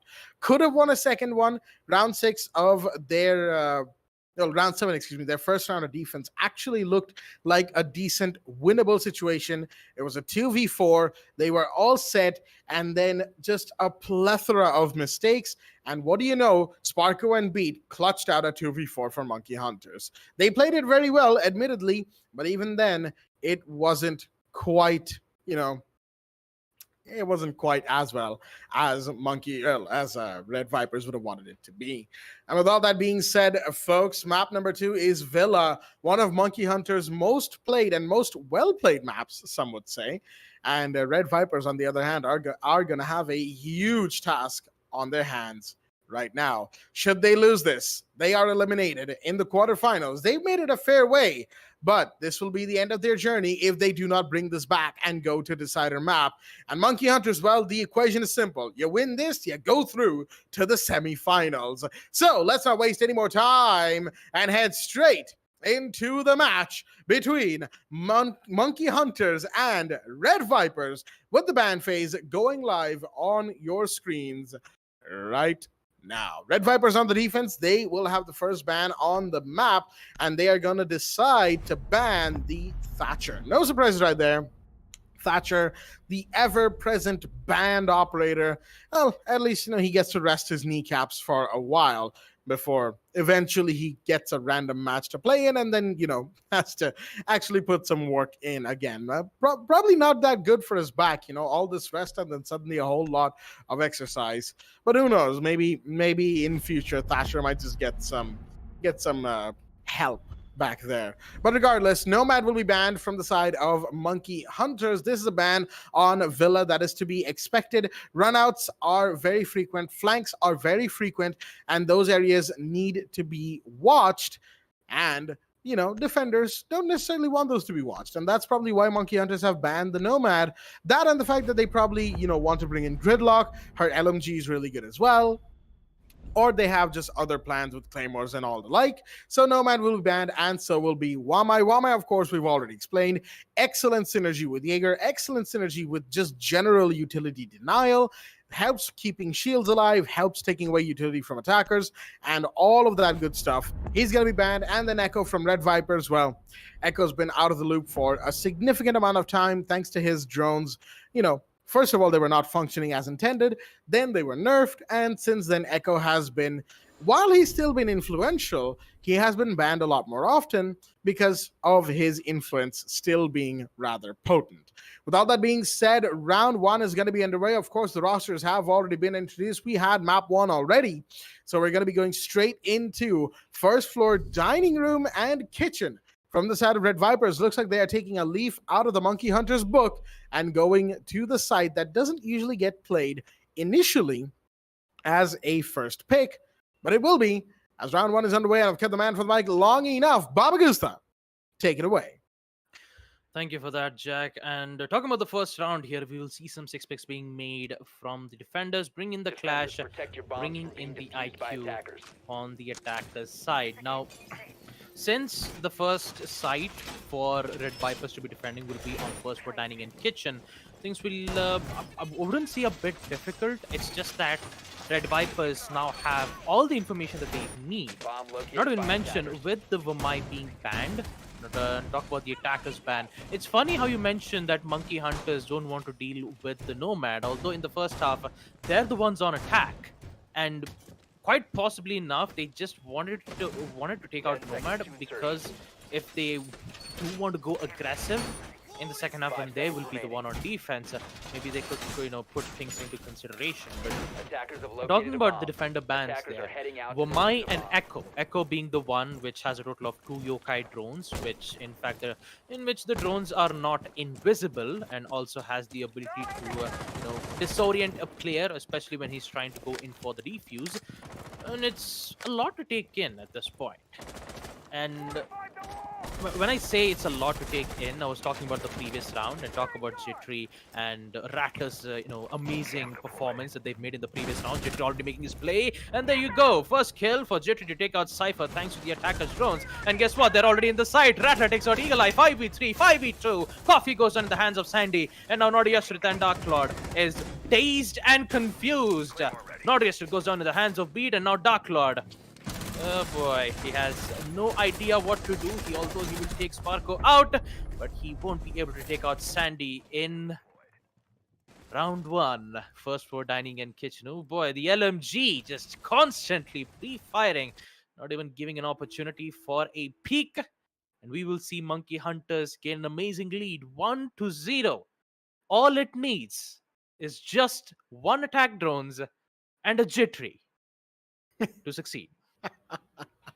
I like the way you put that. And that this sort of ties back to the point that we were making in the first map. When Monkey Hunters went to attack, we were fully expecting them to rush just straight into one of the sites, right? They didn't do that. Well, guess what? They did that here. And that stands true for them in any given map. They will just at any given round bring out a rush. Attackers Just need to a locate couple of and drones, defuse 1 or the 2 bomb. drones, and just you have Jittery or you have Sandy or anybody with an LMG, with a high fire rate, very powerful AR, just going straight into the side, and boom goes the dynamite, as they say. It really just collapses after that point.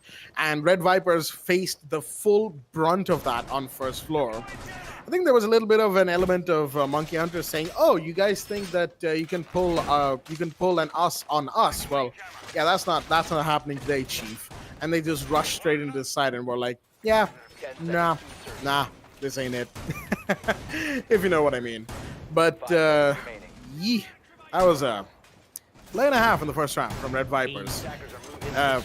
From Monkey Hunters, excuse me. I accidentally said Red Viperz. Pain, exactly, Baba. Pain. It is. Gonna probably get a band-aid for that one. Who knows? But right now, round 2, underway, a more standard site that is second floor Aviator Games Room. And maybe no rushes. Doesn't look like it. Rattler's too far away to really initiate a rush. He's, of course, going for the roam clear towards Statuary and Bedroom. As you do, there's going to be drones. There's going to be a few utilities and grenades flying about.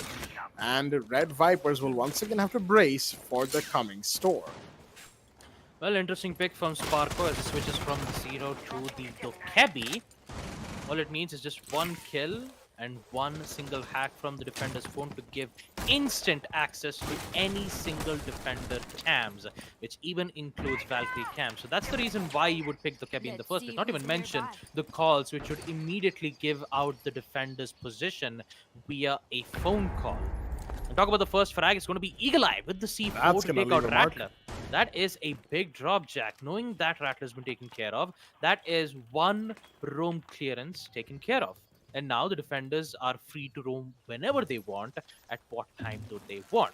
But when it comes to execution-wise, they have to enter towards the building, in which the LMG Sandy has something else to say.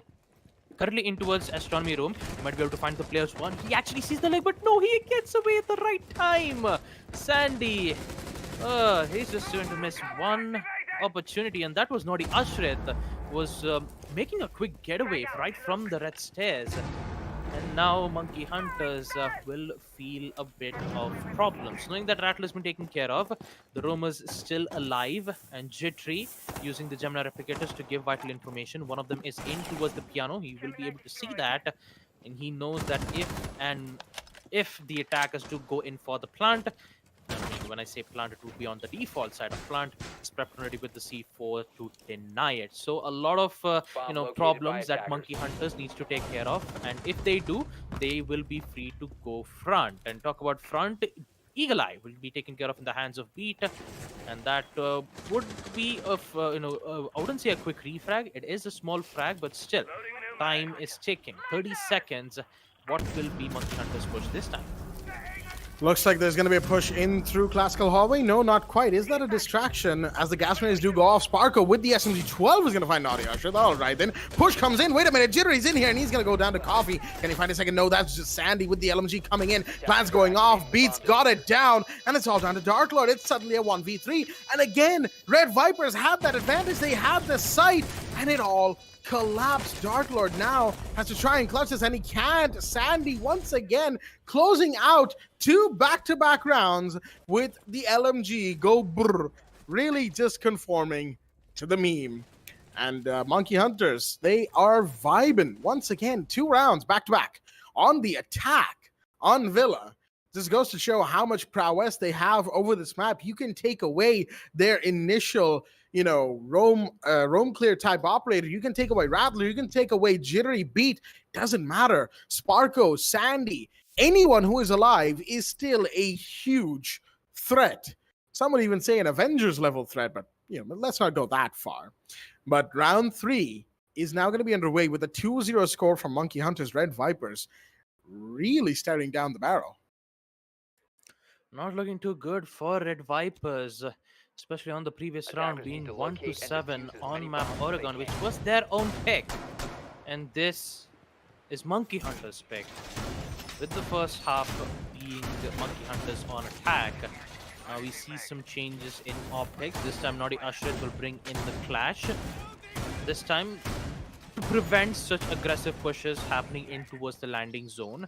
And I believe that distraction that they made in towards 9 really put Red Viperz off guard. Hopefully this time they really needs to be careful when it comes to making plays like these.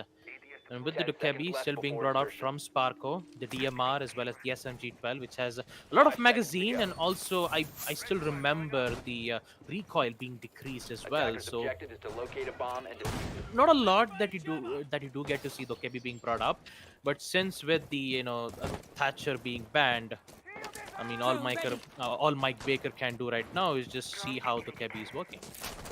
If you get what I mean. I mean, I'm just talking about the hammer and the scalpel CGI movie,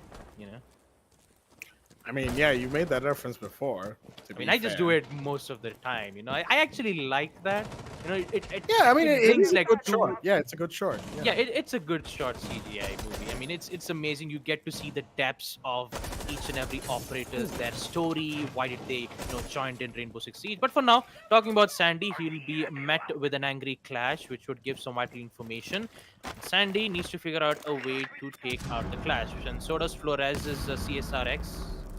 Wait, not the CSRX. CXRS is from the Kali. I do have to apologize for that. Talking about the Boom drone from the Flores. What he'll be used to take out somewhere, he'll be used to take out the barbed wires right from the main stairs. Now he's just trying to figure out a way to take out the clash. Will it happen? Let us find out. Well, right now, with the calls coming out from the Dekebi, it's a minor bit of inconvenience, as Ashrit is still being a major inconvenience. But will the grenade find him? No, not quite. It does go out, does a bit of damage, but it's not working out. And he's going to take a ton of damage as well from verticality as Cypher's coming in. Is he going to find somebody down there? No, but the Flores drone does come in, and that's going to take care of the shield. Clash needs to go, but Sparko will go as well under Coffee, and Dark Lord finds Sandy. That's two suddenly down. Jittery's been downed as well. And oh dear, that's just a humiliating fate to be met with. 2v5, 1v5. Cypher finds another. Solid to beat. Last one standing. And a big collapse is going to give Red Viperz a flawless round. Wow, all right. That was a collapse and a half. Looks like Monkey Hunters might have underestimated Red Viperz' adaptability just a little bit, as RVZ will take one round.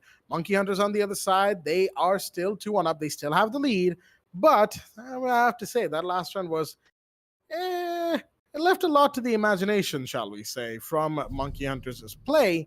They're going to have to clean that up if they want to continue taking rounds the way they have been so far in this match.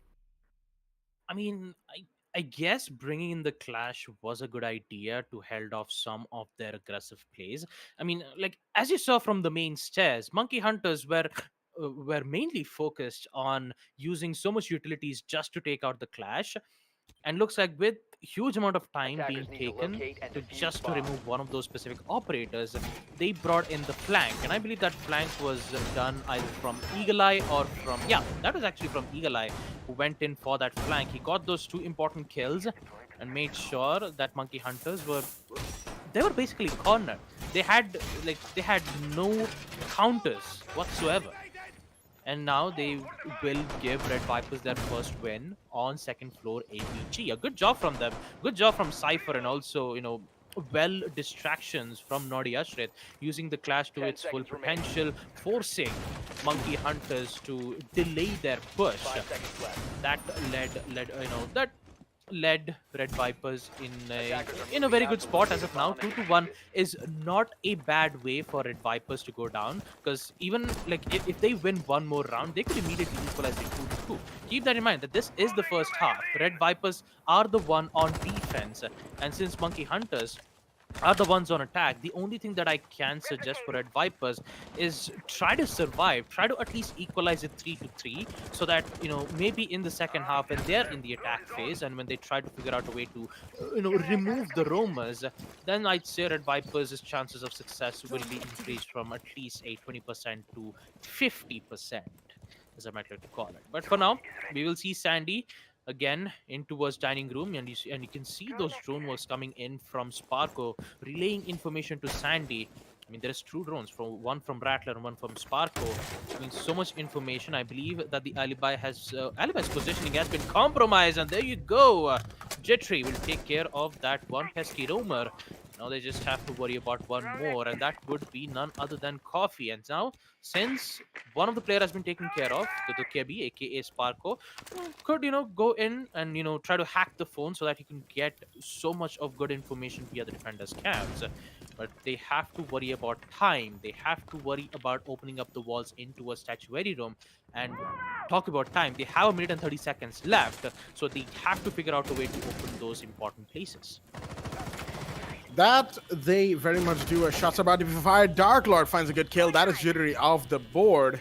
That, of course, is going to be a very important kill for the side of Red Viperz. The defense needed that, and they have it now. But there is more work to be done. A little bit more of a breach is being pushed in by the Hibana, but those Excalibur pellets are being interfered with, as now more drones are coming in towards Astronomy. The clash, Ashrit once again present and very much vigilant of what is going on here. But not much is actually going to come off of that. Looks like Looks like the side of Monkey Hunters are slowing down just a little bit, trying to see if they can give themselves a better position before they really make this execute. As Rattler's going to go in down below, does he want to grenade? I think he might just. Sparko's going down below as well. Trying to see what kind of plan Monkey Hunters have. Some of them have come up the main red stairs right now, but do they know if Coffee behind them? No, they don't. It's a double for Coffee, but he's gonna get taken down by the SMG-12, and he could not quite find Rattler, which will mean that it's still equalized 3v3 on both sides. Cypher tries to find one, takes a bit of damage. 12 seconds remaining. Sparko finds another. Darklord's gonna go down, but here is the clash, but it doesn't matter. Beaten Rattler with a grenade and the gun. Wait a minute. What was that final flurry of kills? Monkey Hunters will still take the round. They will still bring it back for themselves. And they will win yet another one. A grenade from below, or from anywhere really, from, the hallway. And of course, the clash going down means Monkey Hunters are 3-1 up. And it's now round 5. Oh, it's such a close round, and yet Sparko figures out a way to win that round. What a quick flurry of kills coming in from Monkey Hunters, and Red Viperz, they never stood a chance. They never stood a chance at all, even with Coffee's attempt on trying to get that advantage back. He almost equalized it. I wouldn't say equalized, he even had the advantage of a 4v2. But, Rattler was down, one was taken out, and with the immediate refrag with the SMG-12, it wasn't much that Coffee could have done at this point. I mean, he even had good positioning. He even made sure that he would waste a lot of time. Monkey Hunters only had 15 seconds left, Jack. 15 seconds. And when that push happened, all it needs is just one grenade beat with the primary assault rifle and Sparko to end and finish off the deal. That was so quick. For a moment there, I thought that this round was Red Viper's round, but unfortunately it isn't. And now they are being pressured over and over again. 3-1. That's a huge lead. 2-round advantage for Monkey Hunters. And Red Viperz are still struggling. They are still trying to figure out a way to get, to at least find one or two weaknesses. But unfortunately, they could not. Like, even with Sparko bringing in the Kebi, that could mean that, the roamers wouldn't be, caught off 24/7. I mean, there isn't a jackal to even counter the roamers, so they are free to roam whenever they want. At what time do they want to? And yet, the roamers who are still trying to, who is still trying to, do a good job at, wasting a lot of time for the attackers, it is, not enough. And Monkey Hunters, they just keep capitalizing on it over and over again. And Red Viperz have no answers. Right now, Red Viperz have not been able to come up with a suitable answer to most of Monkey Hunters' plays, even though once again the last round they were able to take advantage, but no! Oh, that's a grenade and a half, but Rattler, wait, what was that push? How do you go from grenading like an operator with full information to just walking in, looking towards where you think there's a player, and then not aiming or pre-firing at all? Interesting decision from Rattler, as he goes from 0 to 100 back to 0 in the span of 3 seconds. But regardless, it is still a trade. Nadia Shrit and Rattler are off the board. Hibana, that is beat, is going to get the breach done on the main bedroom wall. A little line of sight at first, then the full breach to push in through, given that Monkey Hunters don't lose any more ground to the side of Red Viperz. Plenty of work is still to be done in that regard. They have to gain that ground first. And that will require information, that will require intel gathering as the Gemini replicators and the drones are doing, cameras are being pinged, and of course now Jittery is looking to come up the astronomy stairs, but all of these, there we go, his information was given away, and that will of course stall his push ever so slightly. But given the fact that it's a smoke, it means that he is also wasting away the smoke gas grenades from the side of the defense. That is huge. Cypher's going to take a ton of damage from a grenade, but unfortunately could not be killed as the call will go out. But will Darklord be found? No, not quite. Sparko's taking damage, but Darklord's going to go down to Jittery from the red stairs. And now it's a 3v4. Red Viperz once again in a bit of trouble, a whole lot of trouble. Beat will find Cypher. And it's all down to the 3v2 now because Coffee has just found the Dekebi. Sparko off the board. Big drops all across the board. Someone's inside a bedroom. Eagle Eye knows this, but he's too late to save Coffee. And what? That's a trade of a knife between the two? No, Eagle Eye missed his shots, had to go for the knife, and they end up trading at a moment where Red Viperz needed him to win that interaction. And Monkey Hunters will still continue to win rounds as they will go 4-1 up and have now shut down any potential lead that Red Viperz could have taken. It is 4-1, and Red Viperz need to go 4-2 if they want to have a chance of saving this match. Monkey Hunters are 3 rounds away from winning this set. Like, have you ever seen a quick trade with a knife, Jack? I mean, it happens in the game regularly, but at this level, you don't get to see that often. No. I mean, here's the thing. That's actually the first time I've ever witnessed a quick trade via knife. Like, I've seen quick trades via bullets, but I've never seen it via knife. This is actually the first for me. Man. Well, you know, you learn something new every day. Yeah, I mean, yeah. We learn something every day. I mean, you get to learn more in the game of Rainbow Six Siege, and my God, 10 seconds left it's before insertion. it's a very rare sight to see it. But yeah, anyways, since seconds. let me just get back to the topic. Red Viperz, Attackers man, must they locate are and defuse a bomb. not looking too good. Not looking too good at all, especially at the late rounds.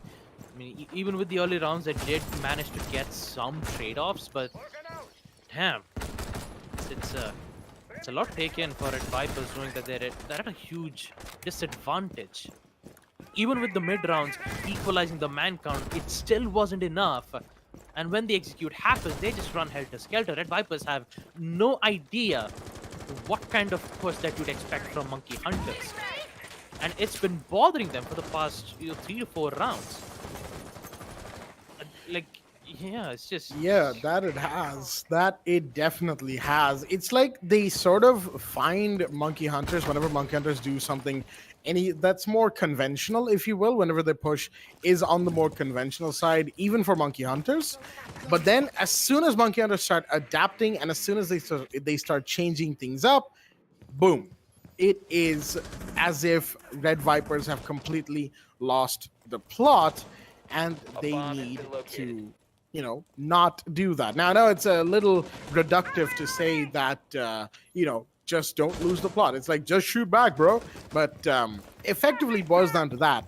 They aren't expecting the adaptations. Either that or they're not able to adapt themselves to the changes that are being made to the Monkey Hunters playstyle as soon as they lose an op or two. Wait a minute, Sandy's here. He's going to find one, and a big one indeed. That's Eagle Eye down. I believe the Valkyrie was trying to do something, make a play or something like that. But that's one down. 4 more to go. C4 goes out. Grenade goes out. Flashbang goes out. Everything is going out through the fire and the flames. But that is not going to find anything other than, of course, the Goyer shield that they needed to take care of. That's going to open up default plant, but they still need to find the operators who are holding default plant. Most importantly, the smoke, who needs to be taken care of. Spark is going to take a little bit of damage. That was presumably from the gas grenade, but still, action is about to happen. But exactly how far can Red Viperz hold Monkey Hunters back? How much can they do here? We are very much about to find out. More shots are being fired. Cypher's taking a bit of damage. This is from below. Sandy's going to find one. That's Cypher. The smoke off the board. Big drop. Can he find the flank? No. He does dissuade him. Can he still find him? No, not quite. He does finally. Jesus Grenade has found one in the meanwhile. Naughty Usher's come in with 2. Wait a minute. He's found Jittering Rattler, and he's got a chance of making this happen. But no! Pushes out towards the main stairs, and that was the mistake. He got taken care of. And with that, well, Monkey Hunters take another round. This one was much cleaner from them, admittedly, as they held on to everything they could. They did all of the right things, checked all the boxes, pushed in, started getting the plant off, and Red Viperz were collapsing all the while. 5-1 to to Monkey Hunters. Insane amount of momentum that they have built up right now, and they are on the defense on Villa at that. Jittery bringing in the clash. Aviator Games Room is the side of choice. It is actually going to pick out of the clash into the Jaeger for a little bit more aggression, if you will. And round 7 is now underway. The information game from Monkey Hunters is absolutely insane. Knowing that the smoke was still Defenders, alive, protect your bombs from Sandy being just defused decides by to attackers. go right from below in towards Piano just to take out Smoke. Imagine that. Imagine the numerous amount of information gathered just by throwing a smoke gas canister or via placing a pre-placed drone in the prep phase itself. Red Viperz, man, they are they're constantly being watched. Like, Monkey Hunters knew what their plan is. They know what kind of positions that they're playing, and they have no counters whatsoever to it. 5 seconds Not even left. mention, like, even at the execution phase, you see Red Viperz Attackers coming must back locate and defuse the into the bomb. site, knowing that they have to make a final stand. They do it, and yet Monkey Hunters still have the necessary time to take out the players like the Smoke from Vault. This is not looking too good for Red Viperz, knowing how many times that they try to figure out a way to eliminate the problems, and yet no matter how many problems that you do try to solve, there is yet another problem where you do have to fix. But the first frag will come in from Coffee as he takes out Raptor. Total of 2 LMGs at this point. Sophia and the Gridlock, they have information via the attack drones as Eagle Eye take out the Goyo. No, it does not. Sandy comes Wait, in what? with a beautiful headshot to take out Eagle Eye. And he gets the second. No, it does not. Cypher and Darklord comes in to take out Sandy and Jittery, putting it in a 2v4. And now Monkey Hunters will be in big trouble on defense.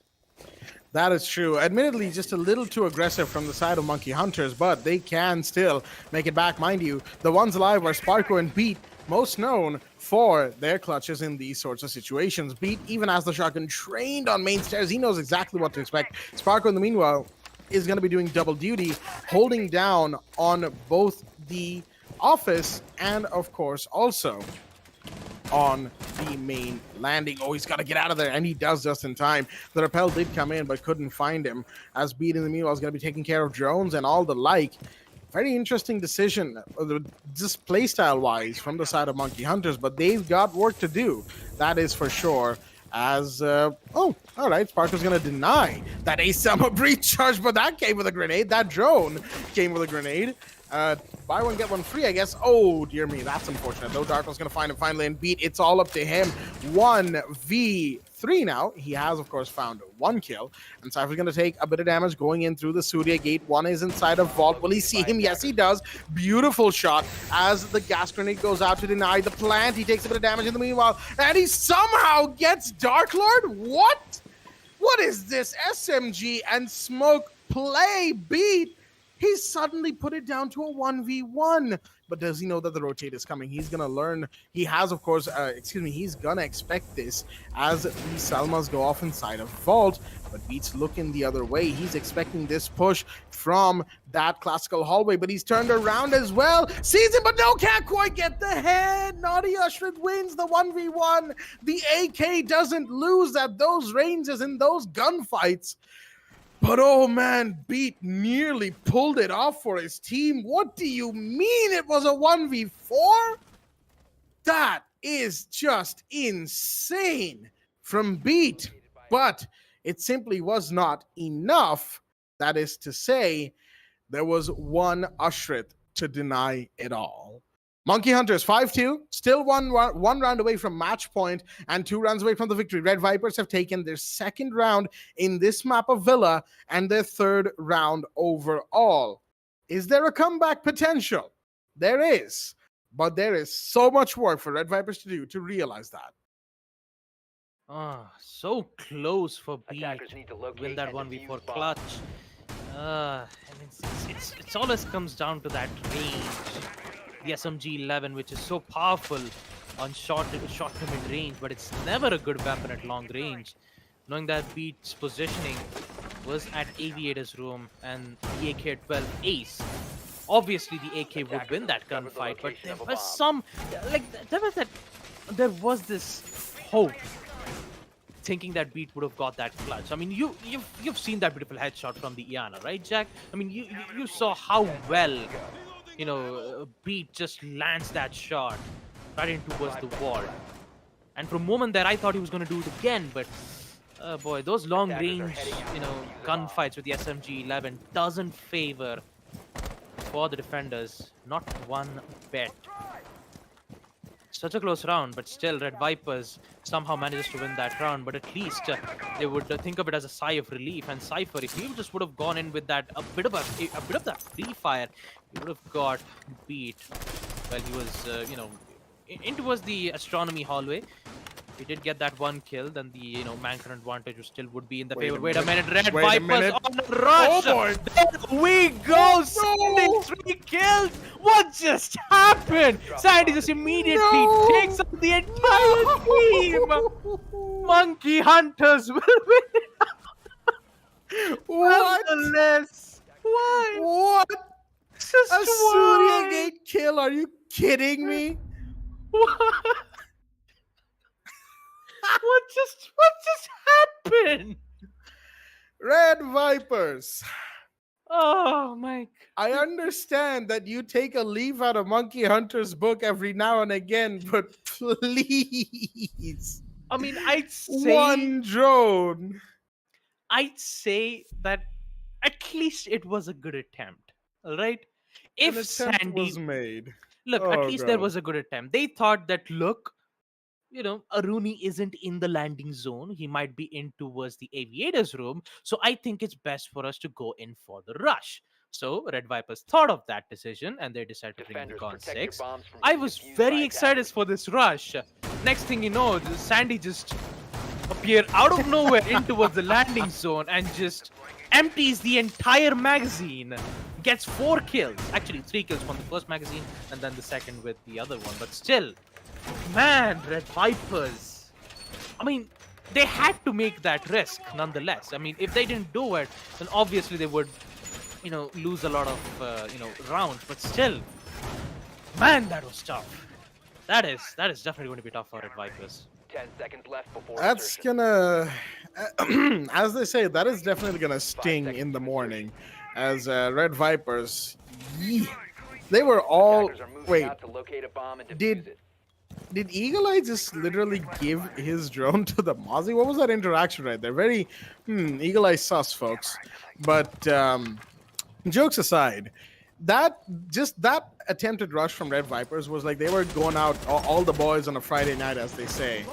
But then they just got caught before they could even step out the door, and well, detained at that too. Like, that was.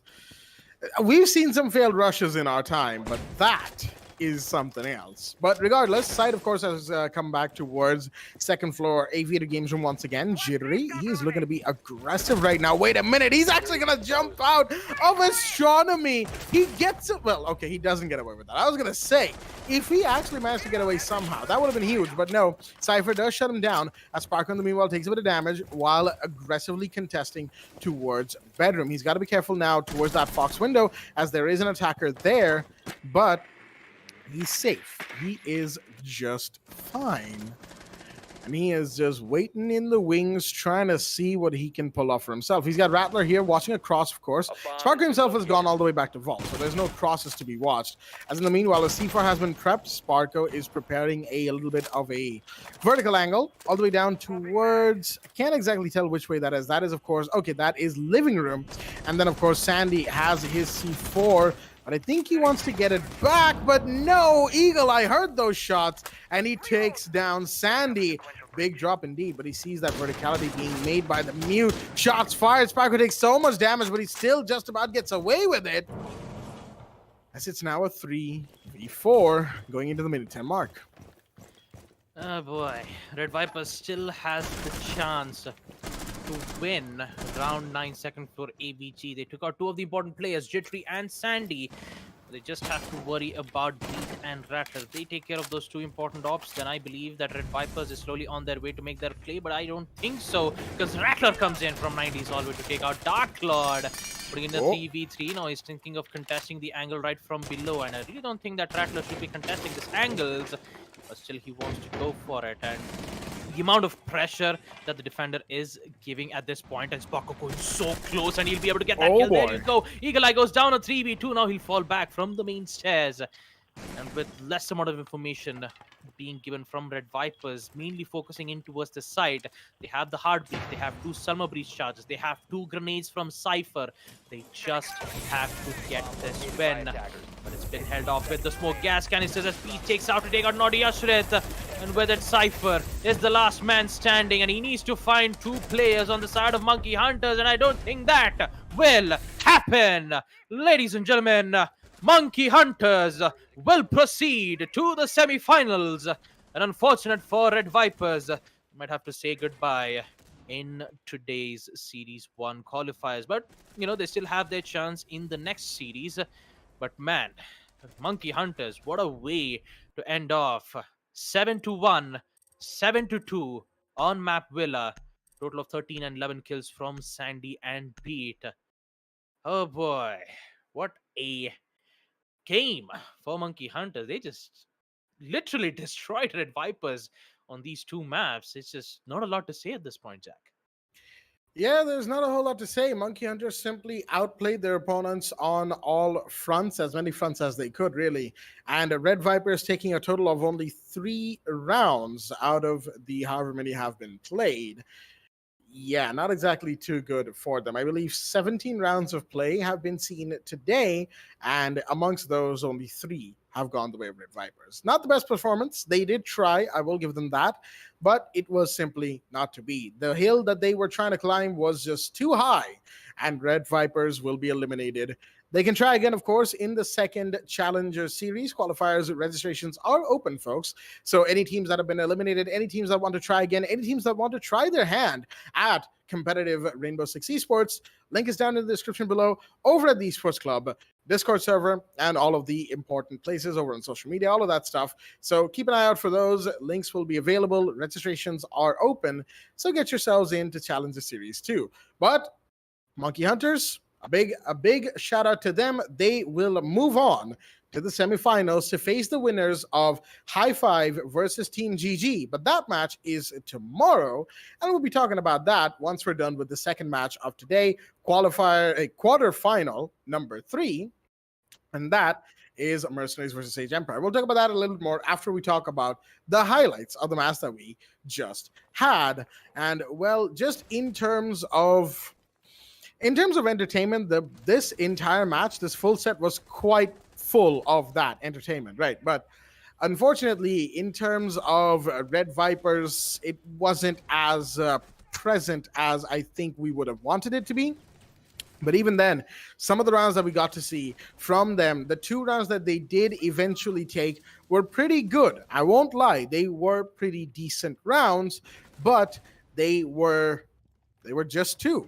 There were not enough rounds strung together, and that, of course, led them down the path of a loss here in this match. Even then, there were so many rounds that, you know, the side of Red Viperz took advantage on, only to lose it right at the end, or even nearly lose it, shall we say, because, of course, of the way that they played or the way that they got outplayed by Monkey Hunters.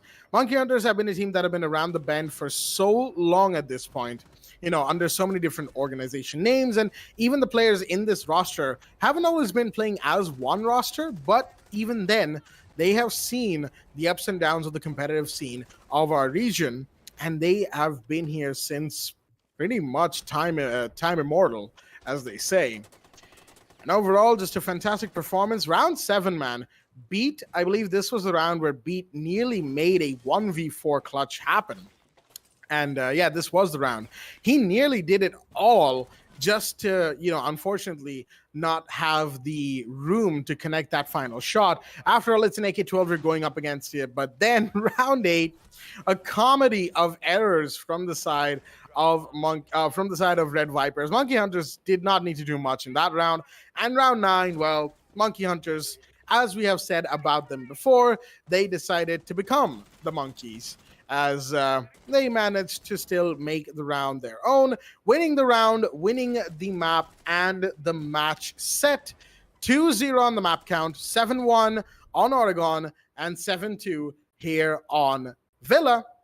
They will proceed to the semifinals. Red Viperz will be eliminated.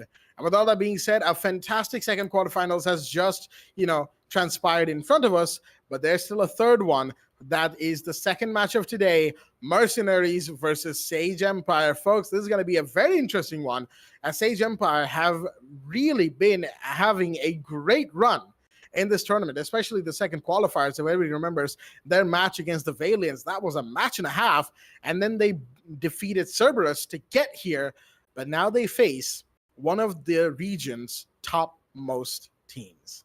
Mercenaries is their opponents today, and we're going to see exactly how that match transpires after a bit of a break. We'll be back with the Mercenaries Sage Empire game very shortly. Stay tuned.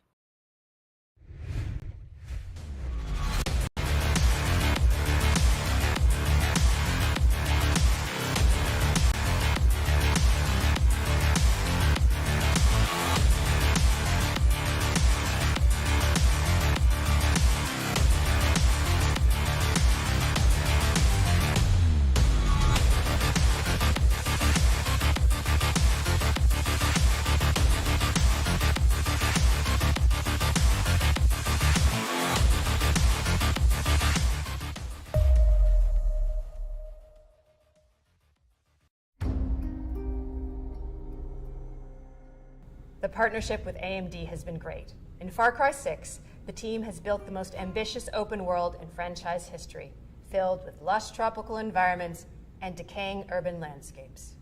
To push the visual fidelity of our game and immersive gaming experience, we've been collaborating with AMD to implement next-gen rendering techniques like DirectX ray tracing and AMD Fidelity Effects features. When implementing these next-gen features, we were challenged because we want the majority of players to have an enjoyable, smooth experience without having to turn their settings down. Using upscaling technology like AMD Fidelity Effects Super Resolution helps us address this problem because it means more players can enjoy Far Cry 6 with their graphic settings cranked up and without compromising frame rate. FSR is a cutting-edge spatial upscaling solution. It's easy to integrate into our development pipeline, and it delivers substantial performance boost while retaining excellent image quality on the highest quality setting. Additionally, we believe AMD's GPU Open and the support for open standards and platforms drive innovation forward. We can't wait until October 7th when players will finally get the chance to see all the hard work we've put into Far Cry 6. It's very exciting that we're getting closer to showcasing to players the game, powered by the latest AMD technologies.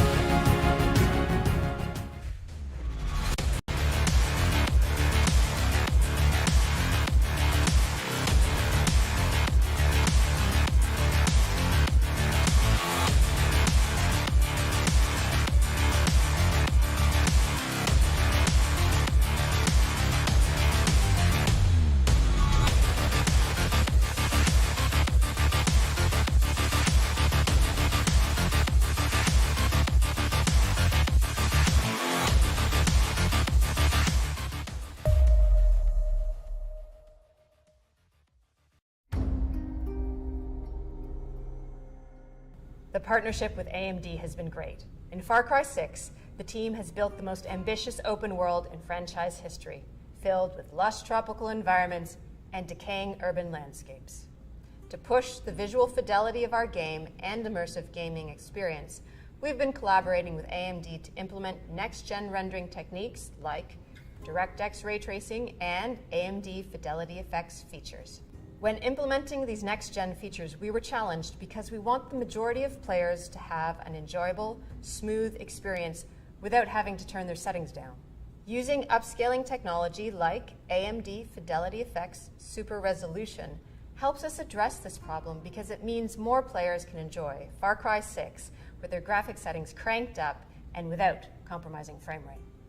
FSR is a cutting-edge spatial upscaling solution. It's easy to integrate into our development pipeline, and it delivers substantial performance boost while retaining excellent image quality on the highest quality setting. Additionally, we believe AMD's GPU Open and the support for open standards and platforms drive innovation forward. We can't wait until October 7th when players will finally get the chance to see all the hard work we've put into Far Cry 6. It's very exciting that we're getting closer to showcasing to players the game, powered by the latest AMD technologies.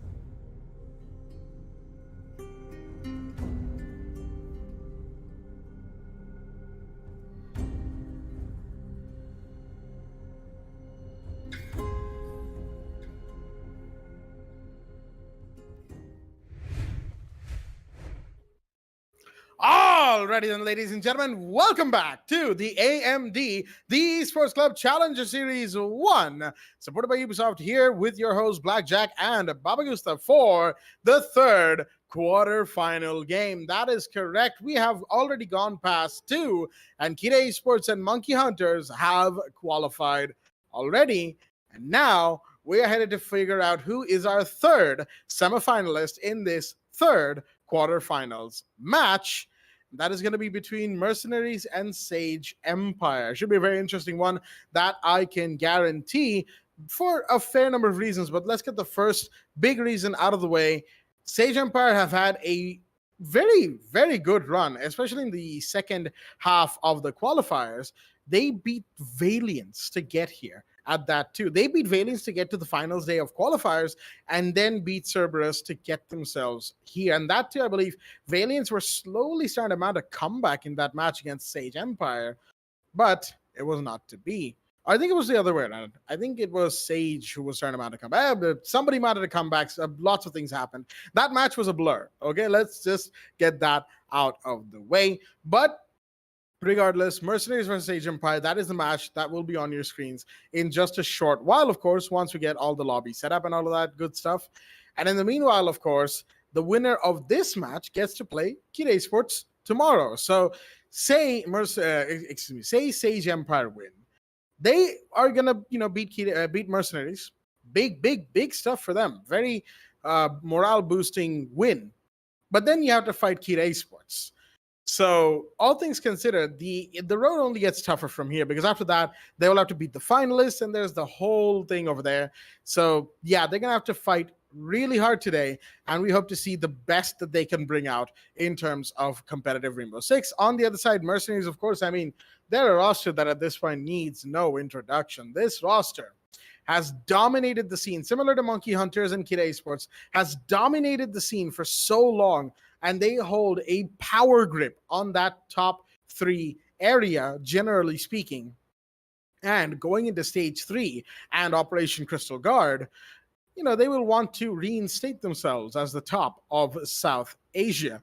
Will they be able to? Well, we'll find out when we do, but we'll find out whether or not they're the top of the Challenger Series 1 with this match deciding their semifinals spot. Let's have a look at the maps nice and quickly, folks, that we are going to be witnessing here today between both sides. Mercenaries versus Sage Empire. Sage have picked Chalet. Interestingly enough, they've picked Chalet, and they are going to be going on the defense, while on Clubhouse, it is Mercenaries' pick. And if I just take a quick look at the info that I have been presented, Mercenaries are going defense on Clubhouse. That is, of course, to be expected. If you pick a map, you want that map to be the one that you go to the advantageous side on. And then finally, Villa, which is our decider, where Sage Empire are defense first. So all things considered, this should be a very, very interesting game with, like I said, Sage Empire on defense for the map of Chalet. It's going to be very tough. Chalet is generally known as a map that does not spare any quarter, for defending teams. It is an attacking map just in general, and it's going to be tough for the side of Sage Empire. Mercenaries are going to be looking to get all in very quickly. So, Baba, what do you think? Sage Empire, how far are you willing to stake that they're going to go? Well, speaking about that first map pick itself, you'd see Sage Empire being very determined to go up against MRCZ on map Chalet. Most of the picks that you'd see from, in the teams of South APAC, they would either pick Clubhouse, Oregon, Villa, and, last but not the least, I really don't think there is high likely a chance where they, pick Consulate, but bringing in Chalet means Sage Empire has something else in mind, and that something else would be a target, or should I say, more of like an invitation card for MRCZ, saying that look, it's your favorite map, Chalet. We are going to pick the map, and you will be the one on attack. So since we'll be the one on defense, how about you just check and see whether if we are capable of defending the site or not. Chances are Sage might be able to do it, but who knows? We might be able to see it when the match comes to a start. That is, Jack. So I have a lot of expectations from Sage Empire with the first map itself, and if Sage does not meet, if Sage does not meet the requirements, I'd say MRCZ would just clean it off, putting it in at least 7-4. I'm not gonna I'm not gonna fully confirm myself saying that's Mercenaries might go 7-5 against Sage, but there is high likely a chance where overtime might come into play. And very high hopes for Sage Empires on my end, but MRCZ, we all know that they're on the top of the food chain for South APAC, and they will do whatever it takes to be the best of the best. That is very, very true. Like you said, Mercenaries are currently the top of the pile. Well, amongst the top of the pile, shall we say. It's between them, Kid Esports, and Monkey Hunters. But generally speaking, the players in these three teams have been here for so long. They have been constant names in the region for so many years now. And once again, they find themselves playing all the way back up to that spot. Now, Sage Empire, they have beaten. Why do we okay, so for those not in the loop, for instance, maybe they haven't seen competitive esports in a while, they might be I was thinking, why are we mentioning Team Valiant so much when we talk about Sage Empire's victories? Well, folks, it's actually very simple. Sage Empire beating Valiant is huge for one reason and one reason only. Team Valiant, for a majority of this year and a little bit of last year, were one of the best teams of the region. And as of recently, they've had a bit of a slump, admittedly, but Sage Empire still had a tough time beating them. And to beat one of the teams that has gone toe-to-toe with the best and won in many instances, that is huge. And for Sage Empire to have done that and get here, that means they are confident, they are strong, they have been practicing. And we are going to see the results of that practice in this first map of Chalet very shortly, folks. That is correct. Let us not delay any longer and get into the second match, first map, Chalet, Mercenaries versus Sage Empire on the band phase, going live on your screens right now, with the first ban coming out from the side of Sage Empire. The first attacker to be banned, of course, Maker in the meanwhile has returned, but this is something that has been happening as of late, just a little disconnect quickly and then back in before the first ban goes off. And the first ban has gone off. That is Thatcher off the board from the side of Sage Empire. No real surprises there. Thatcher, as always, gets to rest his good old kneecaps. Emphasis on old right there. Man's about to push 60 in a few years. That is, he has been around for it. He has been around for a while, hasn't he? He says it himself. He's been doing this longer than some of the operators have been around, generally speaking, for Team Rainbow. So yeah, the veteran gets to sit down a little bit, join Sam Fisher on the benches. Well, not Sam Fisher, Nomad in this match, but other games wherever Zero is banned, he gets to join Sam Fisher on the benches, discuss tactics, I guess. Nomad in the meanwhile will be Mercenaries is banned. Guess they just don't want to play Nomad and don't want to deal with her when they go on the defense on the second half. Understandably so, Nomad is extremely good at closing off rotates, runouts, and flanks. And that it's just free flank watch, really. Valkyrie as well, tons of information, tons of killing potential off the board from Mercenaries, and Sage Empire will decide to ban the Goyo, who has proven to be quite influential in this map. Chalet Goyo has been very, very, very good indeed. And that, of course, has made things quite difficult for attackers before. So the Goyo ban will come in. Sage Empire will decide to not play him. Interestingly enough, I guess they just don't have any plans that factor Goyo in, or they don't have any wish to play against Goyo on the other side. Now, of course, we had to go for a quick pause right there because of Invalid's disconnection from the side of Sage Empire. But of course, he will be back. Do not worry, folks. It shouldn't be too long of a pause, hopefully. And we will be live with the first round shortly. But before we do, well, I would introduce the entire roster, but we don't actually have the rosters in front of us just yet. So let us wait for that. I like to do that in one big flow.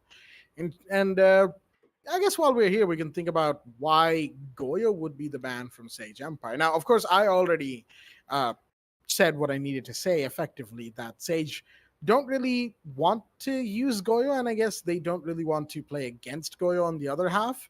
But what do you think, Baba? What do you think is the reason for the ban of what is otherwise an extremely influential operator on Chalet? You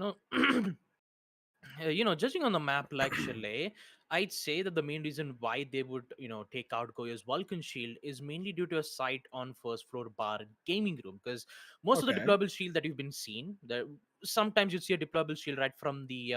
I believe it would be from the gaming room stairs where there's always one deployable shield being At the placed. top, yeah, at the top of the Yeah, stairs, yeah. at the top of the stairs, and also there might be a second near the fireplace hall stairs as well. So if you give more deployable shield, which means you have more cover for the defenders, and which, when there's more cover for the defenders, I'd say the attackers will have a lot of problems to deal with. And when I say a lot of problems, they have to deal with ADSs, they have to deal with explosion projectiles from the defenders, even if it is for an impacts or a C4s. There is tons and tons of problems that the attackers needs to take care of. And talking about the bans around here, MRCZ, even on attack, they've made a decision to ban the Nomad. Obviously, when it comes to Nomad, claymores and air jabs are the main problems for the defenders, which would restrict them to go for those runouts. So taking out Nomad, which gives them the opportunity to freely roam around the sides, roam around the stairs as well, to make sure that they have good potential for a quick rotate. And Goyo ban, it is heavily necessary because of the Vulcan shields being provided. Not only you can use it as a cover, you could even use it as an explosion, where you just have to wait for the fire to dissipate for a total of 5 or 7 to 8 seconds, I believe. Because smoke's gas canisters would take around 10 seconds, and smoke has been uh, a high pick because he's considered to be one of the most best anchors on defense, having a total of 3 smoke gas canisters, which would stay at a status for a total of 10 seconds. And next to it is Goyo, because he's a mixture of both denial as well as cover. So I could understand why they would ban the Goyo in the first place. And then Thatcher, it's pretty simple at this time. The EMPs, which would disable any particular utilities that you see, even if it is an ADS, a mute jammer. Not to mention, it even includes, the Mozzie's pest drones as well. Even if it's hacked, Thatcher's EMP can still disable the attacker's drones. Talk about irony about this, man. It's just, That jeez. is, when you really think about that, that is a very selective EMP, Yeah, because it's it's very like, selective. Yeah, yeah, it's like it goes off next to attacker guys. It's like, nope, you're fine to go. But yeah. then, but then a Mozzie drone comes in, Mozzie's taking over a drone or two, and Hmm. then the EMP's like, it somehow detects that. Wait a minute, this drone is not ours, and it just shuts it off, like uh, just like that. yes, Uh, EMP. I mean, I would consider Thatcher's EMP to be a gentleman of sorts, because it literally knows which Yeah. attacker's drone is from the attacker's side and which of the drones is from Mozzie's side. I mean, it's just like no wonder why Thatcher has been banned for so many matches. It's not because of just Mozzie, it's because it's mainly due to the bandit charges and electro claws, which is heavily required for a specific defenders to hold one particular angle. So once that angle is breached, then it will be difficult. I mean, that's the main reason why you would pick Thatcher in the first place, because its EMP would disable any particular electronic gadgets being placed from a reinforced wall. That's the main reason why Thatcher gets banned, not because of the Mozzie's pest drones, in which we had a conversation for the entire 5 minutes. We Hey, don't use you Thatcher gotta. for these. We don't use Thatcher for the Mozzie drones. I mean, come on. I mean, those are just collateral. Let's be real here. But it is interesting to think about it that way. That's generally Yeah. why that train Yeah, of it thought came about. Yeah. It's just, yeah, I mean, talk about Sage Empire making that decision to bring in and Invalid coming back right in time without having any further delays. We just have to wait for the ready confirmation. And without having any delays, we shall resume back our first match with MRCZ being on attack, Sage Empire on defense. And since, with coming to the introduction, I'll just leave that to Jack. Thank you for that, Baba. The pause timer is going to be resumed in just a quick second, folks. Do not worry. There we go. Both sides are ready. So let's go back right into the match and pick up where we left off. Round one is going to be underway. The bans have been taken care of. As you can see, Thatcher, Nomad, Valkyrie, and Goyo. And with that being said, let us have a look at both of the rosters that are here in the lobby for us today. From the side of Mercenaries, we've got Hasib, Fatar, MI7, Snow, and Maker. And from the side of Sage Empire, we've got Triple Ninja, Skeefy, Kester, Clinks, and Invalid. There we go. I got a little disoriented there because the names are arranged one way in the in the overlay and then one way on the scoreboard, but it is what it is. As round one will be underway, and the site of choice picked by Sage Empire is going to be on second floor, master bedroom and office. And well, usually I would leave it off here saying, I've kept Baba from the mic long enough, but we had a pretty lengthy conversation in between about how Thatcher's EMPs are weirdly selective about who they jam and who they don't. Well, all that's left is to, I mean, it's all always a no. 6-inch blade that never leaves a such. I was gonna say, that all that's left after selective jamming is to just come on and slam, but you bring in Sledge, slam a couple of walls. That's what I meant right there. And so but your thing works as well. Blades never really do lose reception because they're kind of analog. They're kind of physical, not really. Yeah, just stainless steel. Sharpened to a very, very thin edge. Kind of dangerous, all things considered. The fact that Thatcher waves that thing around like he does is like a bit of a health hazard for himself, I'd say, but that protective suit probably, keeps him safe. As round one is now fully underway. Yep, with round one, with the action phase coming to play, we've already seen Hasib, the captain of MRCZ, already rappelling in towards the windows of the fireplace hallway. Now, it will be very tough for MRCZ to get that control, and seeing how Sage Empire, being the one to, pick the map and decide to go on defense, we'll see Triple Ninja bring in the pulse. Now, those cardiac sensors will give good information, but Skeefy will be able to see MI7 quickly. The first kill will come in on the side of Team Sage Empire. Be able to get the second if he just take out the Nox. He's ahead. Doesn't get the confirmation though, but Clinks comes in to take out Snow. Good start coming in from Sage Empire as Fatar comes in with the FMG. Can he get the second? Yes, he does. Fatar comes in to take out two of the players. Skeefy and Invalid goes down. 3v3 equalizer. Make that 2 as Clinks takes out another one. That is Maker gone and off the board. And Hasib, the captain of MRCZ, will come in, jumps down, takes out Klings, and now it's equalizer 2-2. So much gunfights, so much tradings, and this time we'll see Triple Ninja get the confirmation to take out Hasib. Looks like we'll see Fatar all by himself, and he needs to clutch out this 1v2. Will it happen? It's a bit difficult knowing that Triple Ninja has his cardiac sensors. He'll be able to detect exactly where Nook's location is. It's just that uh, they're a bit worried about where exactly Nook's location will come in. Keep that in mind. They don't have much information except the default cams, and the only thing that they can do, and the point where Fatar is just patiently waiting for the gadget to come in. I believe that was a C4, and there you go, Triple Ninja. The timing of using that C4, well played from the Pulse, and also a good start from Team Sage Empire, winning their first round on second floor Master Bedroom and Office. We will proceed to round 2. A good hold from Skeefy and Triple Ninja. Let's see what Mercenaries has to answer in the second round, being the site on Kitchen and Dining Room. Quite an interesting first round right there from both sides. More so from Sage Empire, because they actually did well with the extensions out towards Library Stairs, where Skeefy was sitting on top of those set stairs. Clinks on first floor as well, doing quite a bit of work with the Jaeger. I think overall, Mercenaries were caught off guard. I don't think they were quite expecting them to commit to a hold that expansive, but Sage Empire did, and it paid them some pretty good dividends, all things considered. Taking a win on Mercenaries on the attack on Chalet is a good way to start your day. But the question is, how much longer will Sage Empire have their way? Wow, okay, I managed to get that to rhyme. I was thinking, like, wait, am I gonna? But that it does. It's like poetry. It rhymes, you know? Yeah. We do love poetry. I mean, it's always those one-liners that we always get excited, right? It's especially especially when you make that connection actually happen. It's a quite satisfying. It's always a satisfying experience when you try to land that one-liner so good.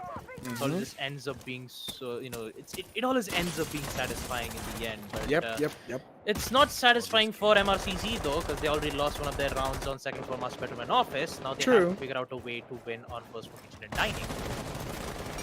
Yeah, right now, first floor Kitchen and Dining being the side of choice. Mercenaries will definitely need to win their first round here and now to just establish themselves in the match and give themselves room to work with, because Sage Empire cannot be allowed to take away too much momentum. As we remember from that match against the Valiants a few weeks ago, Sage Empire really loves having good momentum on their side. And I'm liking the fact that Invalid has brought out the FO12 on Ella right behind that piano shield on second floor.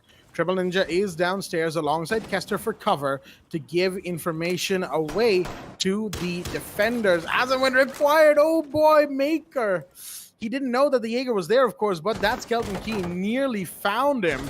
Of course, Clinks was 1 inch away or something along those lines from getting completely bamboozled from behind. Fatar, in the meanwhile, is going to take a lot of gunfights, but here we go. Skeefy's going to go down. That is Snow to take the first kill. Flashbang goes out. Maker wants to...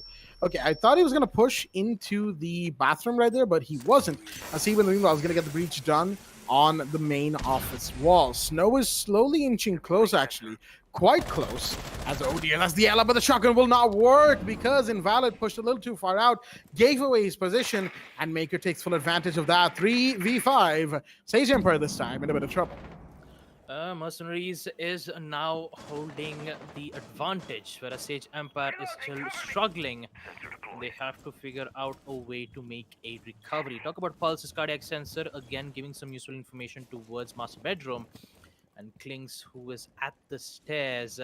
It's going to be a bit difficult to know what exactly is going to happen next, but another exothermic charge will come in to blow up those walls in towards dining room. Again, I still hear a PK C4 being prepped out. Again, Kester is actually thinking of contesting that angle. It would be wise for him to reposition so that the next comes will come in. He might be able to get it, but look at that. A C4 from Triple Ninja to take out next one. Maker. And talk about time on the side of MRCZ. They don't have much, and they're starting to drop a lot of bodies. Klings takes one. Triple Ninja gets the other to take out Snow. And looks like it is a 1v1 gunfight against MI7 versus Kester. Now the attacker doesn't have the diffuser. Neither the time, not even mentioning the information. I believe they have the information right now with the Argus cams. He just needs to push. 6 seconds left. MI7 is sprinting to get the 40, and there you go. Beautiful information being given from the attackers. Looks like MRCZ will be able to win their first round of attack on first floor kitchen and dining with some useful C4s being placed and also Triple Ninja getting 2 of those kills with the UMP. It did work out, but in the end, it's just that the information game where Sage Empire lost. And MRCZ knew exactly where K's location was. He even saw the yellow pings being directed towards MI7. And all he had to do was just get the confirmation, and he did exactly that. With it, we will proceed to round 3 with the side being on first floor bar and gaming room. And talk about deployable shields. You have Alibi, you have Frost, and you have Vomai and Attackers need to Jaeger locate for and defuse those bombs. denials. Not to even mention Mira with the mirrors, which will be placed on first floor bar and gaming room, which will have firm fortification on defense. And just like I talked about it, those deployable shield will prove to be a huge boon.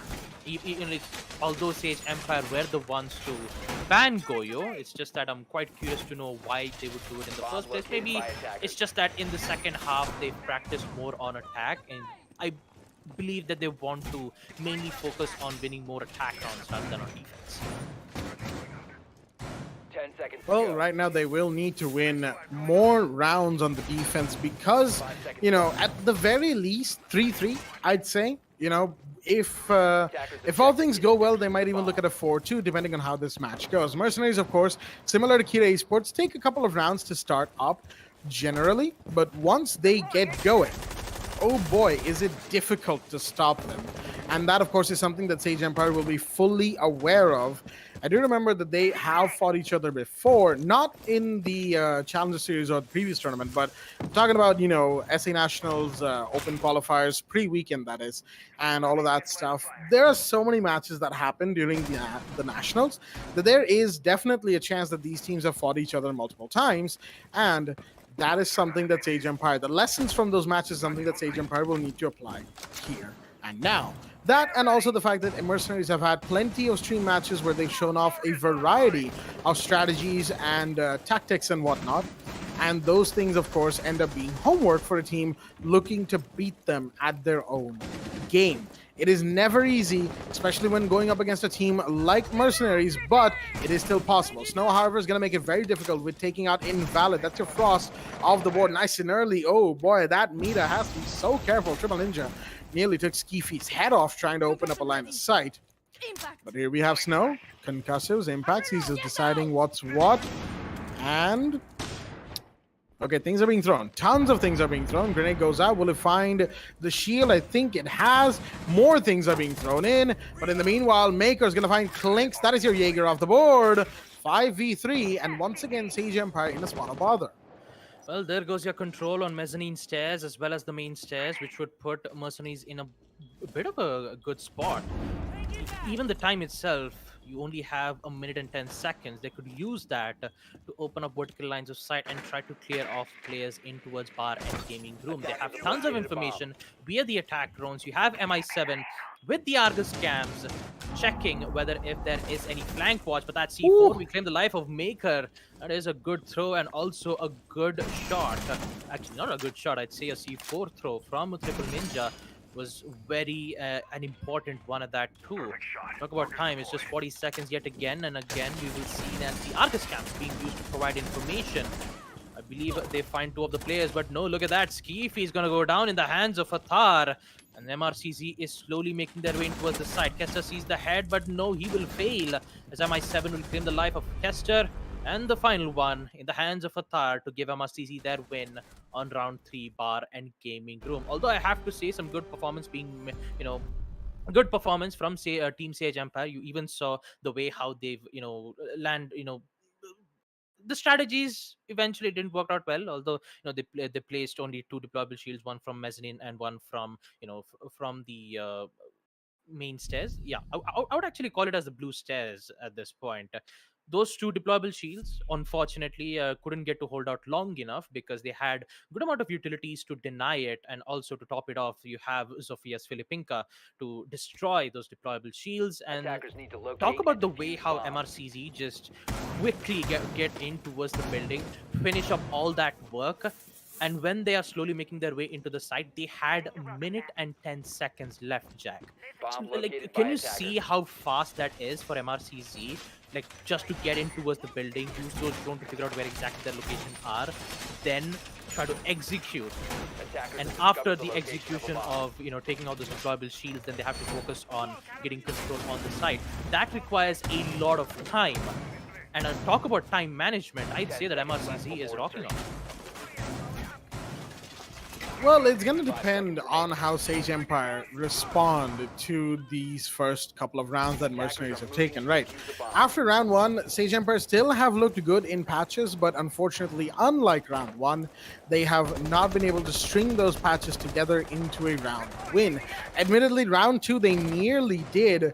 Unfortunately, Kester's position was given away by the drone. He was unaware, of course, of the Sam Fisher approaching him from the opposite angle of where he was watching, inside of kitchen and inside of dining room, excuse me, the dining room door facing west main stairs. But regardless, round three after that was very clean from Mercenaries. They only lost, I believe, one operator. That was to the C4 of Triple Ninja. But other than that, they have been looking good. Right now, once again, the push is happening. You can see you can hear the Argus cams, the SAM cams, as we like to call them, going off in the background, allowing for information potential for the side of Mercenaries. Sam Fisher acts basically like the Valkyrie of the attacking team. So much information from those 4 Argus cams. That is insane. Skeefy, in the meanwhile, has been droned out. Shots are fired. He is so low on HP, and he is still being shot at something fierce right now.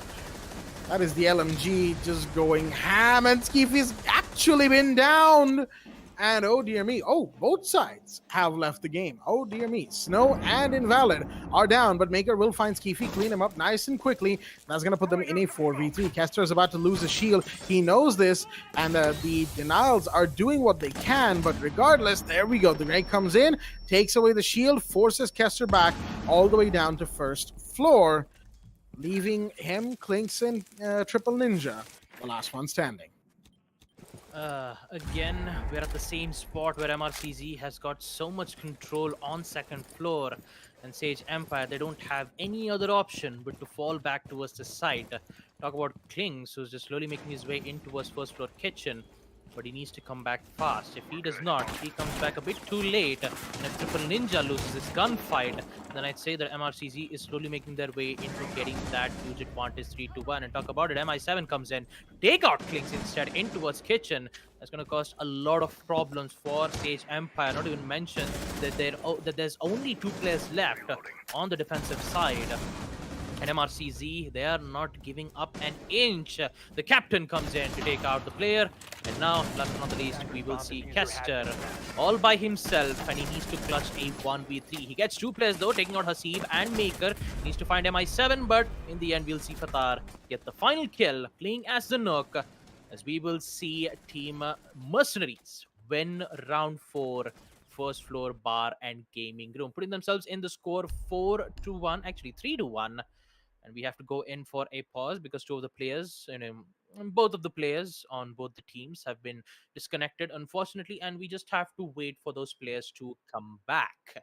And talk about MRCZ, beautiful attack coordination coming in from them, as they'll be able to win 3 attack rounds, one on first floor kitchen and dining and another on bar and gaming. And talk about Sage Empire, they didn't make any changes in their defensive strategies on first floor, in towards first floor bar and gaming. It's just they had the same ops, they had the same place, and it was the same execute that MRCZ did. I mean, it's the only difference is that the kills that MRCZ got, in which where Skeefy just got picked out quite easily in towards mezzanine, just didn't expect to see that shot. Again, 3-1, Jack. Do you really think that Sage Empire still has a chance to, make this a comeback, try to equalize it 3-3? I would say that maybe 3-3 is a little difficult right now, given the way Mercenaries is playing just generally, especially these 2 rounds on bar gaming, absolutely not going the way of Sage Empire, will definitely have hurt their chances, but I feel like they might be able to go 4-2, as in 2-4, that is. And after that, well, it really depends on how Sage Empire plays their attack. Because if Mercenaries is allowed to gain momentum and then go into the defense on Chalet, they will take full advantage of that. And, well, from there on, there's only so much that Sage Empire can do. And that is something they need to avoid in this moment, in this match. They need to avoid getting taken down by the side of Mercenaries over and over again because of momentum, because of just generally how the match gets skewed one way or the other, depending on who is winning. All of that stuff matters a lot. And that is why, like I said, Mercenaries will want to continue gathering momentum. They've got a good chunk of it already, given that they are 3-1 up. And Sage Empire, on the other hand, will try to, minimize the damage dealt by this momentum that Mercenaries has. I mean, the momentum currently on MRCZ is so strong that Sage Empire needs to hold on. If they do not, then I'd say that MRCZ will just do an immediate clean sweep in the first half, especially on a map like Chalet. Keep that in mind that this is Sage Empire's pick. Sage Empire was the one who made this decision to go on Chalet. Unfortunately, it is not favoring them at all. Talk about the first site, though, on second floor master bedroom and office. You saw how well Skeefy, I wouldn't say just Skeefy, but like I could say including Triple Ninja was making some incredible plays in the first round. Being the side of second floor master, master bedroom and kitchen, you saw, Skeefy getting those two important kills, and then you saw MRCZ just slowly starting to lose players one by one. And I thought Sage Empire have, they've thoroughly understood MRCZ's main push, and they've figured out a solution to try to counter those, and looks like it did happen for just one round, and then the rest of those 3 rounds is just history. I mean, and when I say it's history, it's just MRCZ just eliminating players one by one. And there are some particular plays where MRCZ is like I wouldn't say that MRCZ is making any mistakes. It's just that finding a weakness is what Sage Empire needs to focus on, and MRCZ is not showing any weakness at all. Like I couldn't even get to see any weaknesses from MRCZ at this point. They have information from Zero Scams, the Argus Scams, which gives so much information. You even have MI7, who's always be there for the picks. Not even mention Fatar bringing in Nook, the FMG, 2 grenades. Most of the time, he'd use the FMG to get most of those kills. And also, he's invisible to defenders' camps, which would put the defenders in a very big trouble. And talk about information, it is key for the defenders. And talking about picks from Sage Empire, you don't see them bring in the Valk, but instead they just bring in a lot of trap operators like the Mute or a Smoke, maybe even a Frost, where they did bring in that deployable shields, where they thought that it could have been it could have been better, where they could have just held their aggressive push, but it did not happen. And Sage Empire just needs to figure out a way to take out MRCZ. That they do. At this point, Sage Empire, they need to read what MRCZ has been doing for these last couple of rounds, how their pushes have been, and how they have generally played around their defense, and they need to adapt accordingly. As in the meanwhile, folks, Snow and Invalid have both made their way back into the lobby and in their correct positions, as we know that can be sometimes a little wonky, especially with a double disconnect. But it is all correct now, and the timer has been unpaused, so let us not take any more time and return to the match, as round 5 is now going to be underway on Basement Wine Cellar and Snowmobile Garage. Invalid is going to take a 6 pick, so is Hasib out of the Thermite into what seems like the Hibana, and Invalid is going to bring in Echo. We did, of course, mention that Echo has, as of recently, fallen off slightly in terms of his pick rate after the nerf to his drones, where they no longer are invisible. However, he is still just as strong as he used to be in the right situations. And then, of course, is the fact that Echo gets banned a lot, even to this day, but that's primarily because there are so many counter-denial ops and ops that can simply do the job that Echo does, that Echo bans are no longer as costly as they used to be. And with all that being said, I'm interested to see how Sage Empire employs Echo. I know that one of those drones is probably going to end up going out and helping anybody lurking around the site, and the other one's probably going to be inside of sight, hidden away somewhere until the time is right. That's what I would be doing, generally speaking. Giving teammates live information on the defense is always a good thing to have.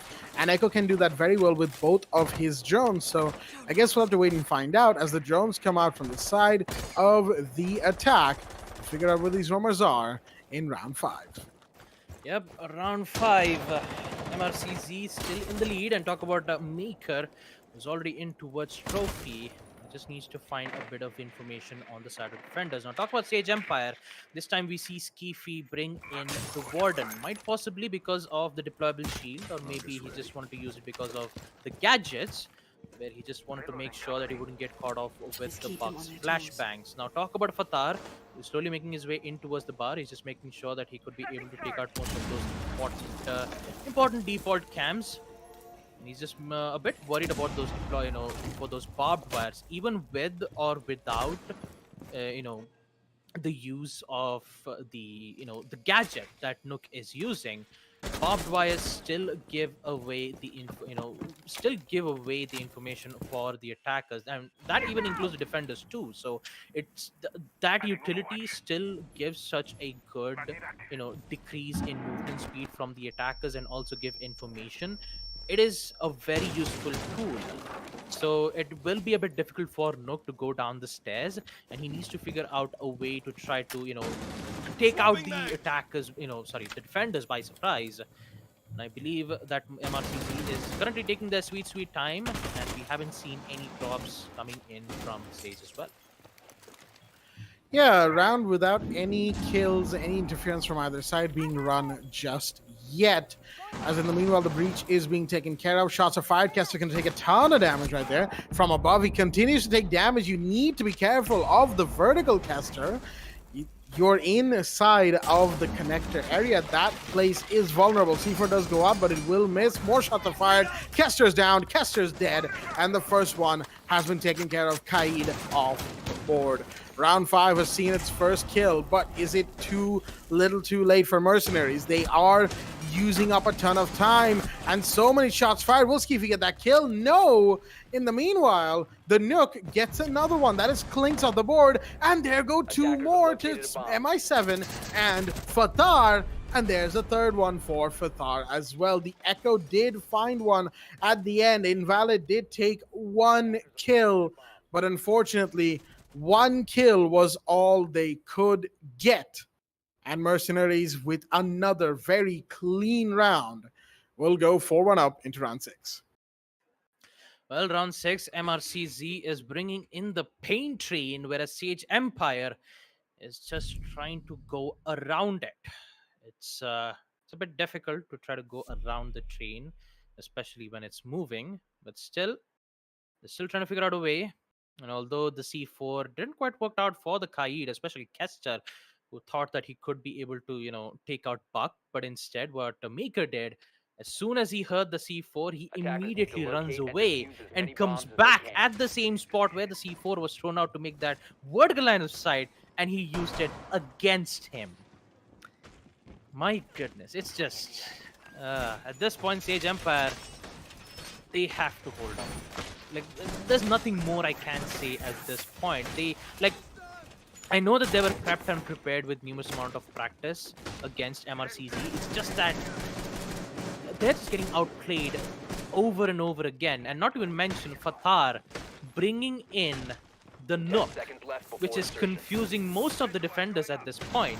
And just like I said from the previous round, that barbed wire was mainly what Fatar's, Fatar couldn't get to those stairs, so he decided to figure out another way to get in which he did exactly that. He just wanted some distractions being made from the attacker so that he can slip through and get more than 3 kills from the FMG. So it is high likely very powerful, especially in the hands of MRCZ. And talk about Sage Empire, the only thing that they can do right now is info. And talk about info for MRCZ. They have so much information. The same thing cannot be said to Sage Empire though, because you see Skiffy bringing in the dock. You have some healing. Looks like Fatar has been taking quite a bit of damage to the Jaeger. A lot of gunfire, but in the end, we will see Triple Ninja lose to Fatar, as we see it's a 5v4. And that is an early drop and a half right there, but looks like a return fire has been taken. Snow off the board. And a big one of that, the Sophia gone. That is such a lot of utility and such a lot of denial that is now gone, that things are going to be bad, looking bad even more so, because Maker has just been taken care of by Invalid. And that is going to make it so much more tougher. 2 P10 Ronis on the side of Sage Empire. I just realized the Mozzie and the Aruni. That does a lot of work, you know, between the 2 P10s. They do a lot of work indeed. MI7 coming up towards the bathroom. I think he suspects somebody being towards the bathtub, but that angle is simply not there, if you will. And that, of course, is not going to allow for him to get that kill just yet. More shots are being fired, more pings are coming out, but that Hibana breach is being denied as we speak, or at least an attempt was made to deny it. Fatar is trying to go up the sunroom stairs, and he will slowly make his way up there. But again, you can see Mercenaries is being slow and steady about this. They want to see if they can force the side of Sage Empire to make some mistakes, as the drone will spot exactly where Skiffy is, and he gets away from bathroom just in time as MI7 was coming around. But no, Skiffy is going to find one more. Can he find the repeller? He's slowly going up. MI7 finds Clinks in the meanwhile. The repeller out there, that is Hasib, has gone all the way down. It is coming up the other way towards the stairs where the dock is. The shot still fired. Skiffy is aware of these changes that are being made and is now currently headed back towards the bathroom, through towards the piano door, but he's going to go down. The Hibana pushed up quicker than he expected. The Kite in the meanwhile gets a beautiful shot onto MI7. Kester with the kill. It's now a 1v2. All up to Hasib. He's trying to make his way inside of the master bedroom closet, but he can't. That rotate simply isn't conducive to that push. He's going to go out, but no, runs out of ammo. No, Hasib needed to check just a second before if he had enough ammo. Should have switched to the bearing 9. Oh, that could have been his round, but unfortunate, as the Mercenaries will lose round 6, and Sage Empire will finally put their second round on the board. And even then, it was a little bit of a struggle. Did come down to the 1v2. Mercenaries are still fighting hard, regardless of how many players remain alive. And they are still in a good lead. 4-2 is the scoreline going into round 7. Now comes the difficult part for MRCZ, and that is defense. Their first site to be picking would be none other than second floor master bedroom and office, with Triple Ninja going in for a 6-pick as he switches from the Flores to 0. I believe that they want more information rather than, explosions to take out most of their important capabilities. And I believe that MRCZ doesn't have much deployable shield except smoke, because obviously you'd need a smoke with the deployable shield, which gives much more cover and also gives you the chance to throw those smoke gas canisters in a way that you won't be able to, get yourself compromised. So it's a good use. And talk about Maker, he will decide to bring in Vigil. But interesting enough, it's quite rare to see MRCZ bring in the Vigil this time.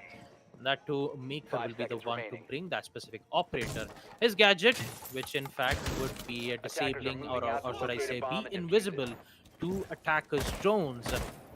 So for Sage Empire, the main problem is to try to take out the roamers, and I believe Snow or maybe Fatar will be there for the protection. And now with the action phase coming in, we will see Team Sage Empire slowly making their way, and Clinks is already in towards the car garage. Interestingly enough, he just wants to get an immediate control. He doesn't want to waste a lot of time. He just has to worry about the bodies, in which Fatar comes in to take out Clinks. Oh boy, that's an early kill coming in from MRCZ. And talk about Sage Empire. I believe that they were impatient, and that impatience is costing them a lot. Bomb has been located. Oh man, that. Clinks needed to be so much more careful right there, and Fatar will take full advantage of that, of course. Wait a minute, Snow. He's so close to getting a repeller right now. All he needs to do is pull back slightly. His prone peek would have worked. Don't peek out too far. There we go. He's found the position of the G36. That's the Iana, of course, invalid right next to the windows. But she's since fallen back. Triple Ninja will find one, and that is going to be Maker off the board. But not before Maker found Skiffy. Looks like important kills are flying all over the place. Maker, of course, did his job right there by finding Skiffy, but Fatar has been down. He's going to be taken care of. The Sam Fisher going places and finding faces. But the question is, can he continue to do this until the round goes their way? That is the question. 3v3. As round 7 hits the minute 20 mark, things are looking like they might get just a little bit more heated. Well, Sage Empire, that's exactly what they need, Jack. They just need more heat, more motivation. That motivation would at least force them to go head-to-head against MRCZ and talk about their equalizer 3-3. Fatar and Maker, both of those important rumors down on the side of MRCZ, with Triple Ninja still trying to figure out a way to get those 2 kills, and looks like he'll be able to get one. MRCZ, no, MI7 goes down. An instant refrag will come in the hand of Hasib. Now they have information. I believe that would be Invalid and Kester, who both of them are in towards Mezzanine. The grenades will be thrown out to try to take out most of those barbed wires, and looks like another peek will come in from Hasib, which will deal some minor damage to Kester. They're losing a lot of time. 25 seconds left for them to make their play. Looks like one of the players is going to go down in the hands of Snow, and another comes in from the captain himself, Hasib, to get the win for MRCZ. Victory for them as they will win round 7. Second floor, master bedroom and office. And talk about Triple Ninja. He almost had it. That triple kill, if he had more health at this point, if he had at least 50 or 60 HP, he would have survived the shot, and he would have got the shot on MI7 as well. Actually, not MI7, it was Hasib was playing as the Kaid in towards the office side. If he had more health, then I would have said that Triple Ninja would have clutched the round. Unfortunate, as Sage Empire lost that opportunity. And as we proceed to round 8, we see some interesting picks being made from MRCZ, as we see a Caveira being brought up from Maker. I'm not entirely certain about the Caveira pick right there. Maker did some good work with Vigil in the last round. I feel like Vigil just works better than Cav, but I guess he wants to, experience the thrill of an interrogation. Of course, the drone has seen the fact that the Caveira is in play. But, yeah, you rarely see Caveira work the way, she's intended to when it comes to Pro League matches. Primarily because, well, just, everyone's listening, and they're listening hard, right? And that's what the side of Mercenaries are probably aware of. That Maker is fully aware of the fact that people are generally listening to every single piece of audio that they can to give themselves any advantage possible in terms of, where a push might be coming from, where a flank might be happening, where they won't need to go, where operators are. There's so much information to be gleaned from just raw audio. And Cav, while she has that silent step, the audio isn't muted out or extremely muffled like Nook. It is still there, and it's still very much audible. So yeah, I'm interested to see how Maker conducts himself with Caveira in this round. I mean, I still remember way back when Sage Empire went up against Cerberus. I remember Triple Ninja was the one who brought in the Cav, but like even with the interrogation, which it did happen on map Villa, Cerberus did eventually pick up, even with the information being given from the from the Cav's interrogation. So I really don't think that there might be some major differences, but I'd see a major differences in man count, where we see a huge, frags coming in from both of these teams. Kester and Snow is going to go down. It is a 4v4 where Fatar is thinking of going for a contest. Grenade, not at the right spot, but that bullet swell in the hands of Skiffy put themselves in a 3v4. Keep that in mind. Maker is still alive with the Loizon pistol. I believe he has this PAS 15 shotgun in hand, so maybe close encounters is the only way where Cav can win gunfights. But look at that, Loizon already sprinting in towards that specific spot, whereas Hasib gets flashbanged. Looks like he'll be able to get the kill. Look at that. Maker takes out Klings. And looks like it is an equalizer yet again, 3-3. That's a big kill as well, but does he know that there's somebody approaching? He should. He sees him, but no, can't quite get the shot off. Skeefy will shut him down nice and quickly. No interrogations in this round for Maker, but here's the issue. It may be a 3v2, but they don't have the kind of room that they would want, the Sage Empire that is, to get this execute done. They want to make moves right now, but Hasib has got other ideas. He's gonna find one. Shots fired by the Zofia, but Hasib is still just fine. Minor damage done to him. More shots are being fired. Invalid's trying to find something, but Skeefy, will find his target. Hasib will go down. It's all up to the mute MI7. Can he find him? He's kind of okay. Interesting decision right there to bring out the shotgun. I guess he was out of bullets on the SMG-11, but looks like another round will go the way of Sage Empire. Sage isn't quite done yet, even if Mercenaries are one round away from map point. And unfortunately, while I am appreciative of a good Cav play whenever we can see one, I feel like this match might not be the best place to play Cav. I don't know, just me, as round 9 is underway. 5-3 is the scoreline. Way back in the days where we used to play a lot of Cav, I still remember that the Luizon had a one-shot instant down. No matter how many range no matter how many range that the current operator is, if you just land one shot of the Luizon through the head, then it's an instant down. That's how powerful that Luizon gun was. Not to even mention even the damage potential to it, which was around 95 damage. Can you believe that, Jack? 95 damage of the Luizon weapon way back when Skull Rain was introduced.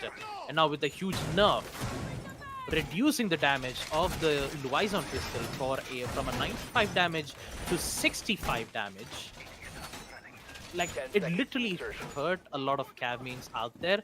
And the only primary weapons they could use is either a SPAS 15 or an M13 submachine gun, in which M13 doesn't have a good fire rate at all, but it doesn't have much recoil as well. So it's a very difficult weapon for Cav to be using the submachine gun. So the factor that they can use is either a SPAS 15, but you don't get to see a lot of Cav plays being happening around in a game like not a lot of Cav mains are coming into play for now. It's just Nook in the attacks. And talk about defense, I believe Tachanka is still in play, I believe. Maybe with the Shumika's launcher increasing its efficiency and also its range of projectile. But for now, let's just, I'm just going to focus on the match for now as we talk about round 9. Bar and Gaming Room. Talk about MRCZ. Sage, talk about Klings, who's really making their way from the stairs. Look at that. Skeefy is on a roll, Jack. First kill for him, and the other comes in from Hasib to take out one. Another SM, looks like Sam Fisher will be able to get one more. 3-3 equalizer as we reach the 2-minute mark. MI7 with the shotgun right there does find one. Skeefy, I think he hurt himself right there. Oh, the pre-fire would have worked, but unfortunately, he was hitting the windowsill, but not, of course, not Maker. He's going to be hitting heads, and he is more than happy to do so. It's 3v2. Kester and Triple Ninja, the last ones standing. Both of them will need to do quite a bit of work to get into the site, maybe get the plant off, maybe get all the kills. But that, of course, is going to leave a lot of room for error. And that room for error can be exploited by Mercenaries, something fierce. Whether or not they can, of course, excuse me right there, whether or not they can is the real question. Maker is still present above the library stairs, and MI7 just below, in fact, halfway down those same stairs. Kester trying to go in towards the closet. He is, of course, careful of frost traps and anything that could snap up his legs directly under windows and whatnot. Slowly approaching, sees all of the reinforcements and lines of sight, but nothing just yet. Triple Ninja had to do a double take on his own teammate right there, but it doesn't matter. He's on the board. Shotgun comes out, but nearly connected from MI7. Doesn't matter, though. He's gone down. Kester has taken one more. He wants these kills, but the pings are coming up. It doesn't matter again. Snow goes down. What? Kester might actually be able to clutch this out. 30 seconds, but no, the door's being watched.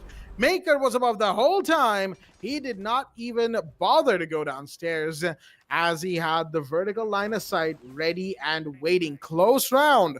All things considered, Sage Empire came very close to actually giving themselves the round back, but it was not to be, at least in terms of what Maker had to say about it. 6-3. Now the score line as map point has been taken by Mercenaries. Well, map point is in for MRCZ, and Sage Empire needs to win 3 attack rounds. They just have to do exactly what they did in round 8 bar and gaming room. And Maker, look at that, he's going for Cav once more.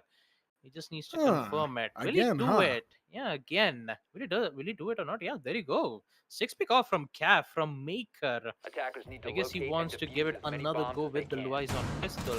And also he has the M13 submachine gun as well.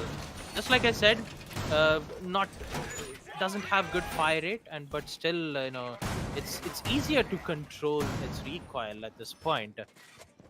And I believe a spawn peak might happen, or maybe he'll just prefer using the Luizon pistol instead, because at this point the Luizon has a better fire rate than the M13. But at this point, I believe all Maker wants is just one simple interrogation, and just one, just one interrogation. And it's not going to be that easy though, Jack, because you saw how Skeefy played at this point. In the previous round where he was using the LMG, he's always mainly focused on the windows of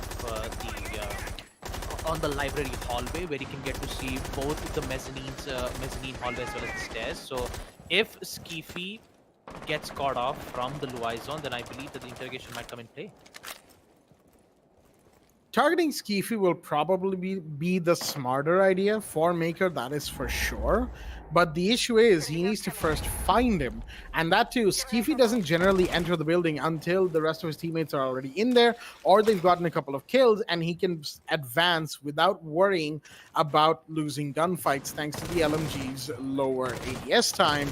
Shots are fired, that's behind the window being open, but somebody's right there. Skeefy's LMG does work though, as he's gonna see the window being open, but that of course may have just been a distraction from the shotgun wielding SAS defender right there. That is MI7 and Hasib as well, who took some damage from this same LMG. They want Skeefy gone. You can see that they are looking at Skeefy as the de facto kill leader, if you will. And that, of course, might be a little deadly, because if they get too tunnel visioned on taking down one or two of Sage Empire's players, well, Mercenaries will then find themselves getting caught by the others, which they simply do not need. And that is something they're going to have to be careful of. Well, an attempt of spawn peek from the cab, and looks like Triple Ninja will be able to get his first frag, taking out Hasib. The captain of MRCZ is down, and guess what? They have the control on office. All they have to do is go in for the plant. Where is Kesha? There you go. The plant is in towards default. Will you see a C4? No, it is the M13 getting one kill. Look at that. A retaliation coming in from MRCZ. They've stopped the plant. They've stopped everything. But it's still not over yet, because Snow is all by himself, and he needs to clutch this one out in a 1v2 situation. Now they're going in for the plant. They don't have any C4s, only a bullet and a dream for Snow to make this clutch happen. So take out some of the attack drones, but for now, he is stuck in a post-plant situation. 40 seconds for Snow to make this clutch happen. He needs to find Invalid and Triple Ninja, but it's not going to happen. A beautiful push being made from Triple Ninja, and with it we will see Sage Empire holding on as they will win round 10, second floor master bedroom / office. And yet MRCZ is still on match point, which means they only have 2 chances to end this match, or you're going to give Sage Empire a chance to retaliate. That is for sure. Sage Empire have pushed quite a way so far with Mercenaries, and that is already saying a lot about their skill and about how far they have come as a team. Like we said, beating Valiants is no small feat, and now here they are once again looking strong on trying to beat Mercenaries. Mercenaries, folks, the team that won Stage 2 of South APAC and went to the APAC playoffs. Mercenaries are now looking quite strong indeed, but Sage Empire are looking to get themselves to a similar position. 2 rounds if Sage Empire wins, 2 more rounds, then they will have pushed into overtime on map 1, and Mercenaries will have an extreme fight up their sleeves, and they will need to try and calm things down here and now before Sage Empire get away with it. Now, interestingly enough, the push from Triple Ninja, it was a very good one. It was actually making use of the fact that Mercenaries had borderline abandoned site for whatever reason. They were not in sight, or most of them weren't in sight, and whoever was basically got taken care of within an instant, just snapped straight out of existence by Triple Ninja. And that, of course, allowed Sage to just push in, get the round for themselves. And in the meanwhile, the rest of the team just had to follow suit, but no, big drop. Wait a minute. Fathar has found Skeefy, the entry fragger, is down. One of the big names, of this team that is Sage Empire is down. More than that, he has been an annoyance for Mercenaries to deal with, but they still have to deal with Triple Ninja, and surprisingly enough, with Caster. Oh, Triple Ninja, you should be a little more careful going down those stairs. They fought Mercenaries on basement, despite sight being on first floor or second floor before. Should have been a lot more careful. Oh, the Ash loses that gunfight. Wow. Yeah, Mercenaries are not taking these last few rounds lying down, folks. They are angry. Talk about being angry. MRCZ haven't lost a single player yet. And talk about Sage Empire. It's just starting to crumble down. And here comes Fathar. Triple kill for him as the F2 invalid comes in for that immediate recovery. But in the end, it's just MI7 with the shotgun. He's going to feel that in the morning. He's definitely going to feel that in the morning indeed, Jack. And with it, we will see MRCZ win their first map. Chalet 7-4. A good attempt from Sage Empire, as they did try to figure out a way to, try to get, make a comeback. Fortunately, we all know exactly what happened. It was Fathar on defense. Look at that. 15 kills. Playing as the Nook on attack. Playing as the Mozzie on defense. And he'll be the one to be the MVP. MRCZ 7-4. Good attempt, though, from Sage Empire. I'm not going to lie. Skeefy, Triple Ninja. It was... there are some certain plays where MRCZ caught off guard. And I believe it has to do with the Maker playing as the Cav. I mean, 2 times we saw Maker playing as the Cav, and we saw twice Sage Empire winning those rounds. Maybe, if I'm like, no offense for Maker, it would have been better if if he could have brought in maybe a Warden or some other ops, maybe a Vigil with the Boss G could have worked out. I mean, it can happen because Boss G is popularly known for long range attack, although it's a shotgun. It can be used as a sniper as well in a game of Rainbow Six Siege. But anyways, congratulations for MRCZ. It's their first map win, but they still have a second more map to go, and that will be Clubhouse. Sage Empire still has a chance.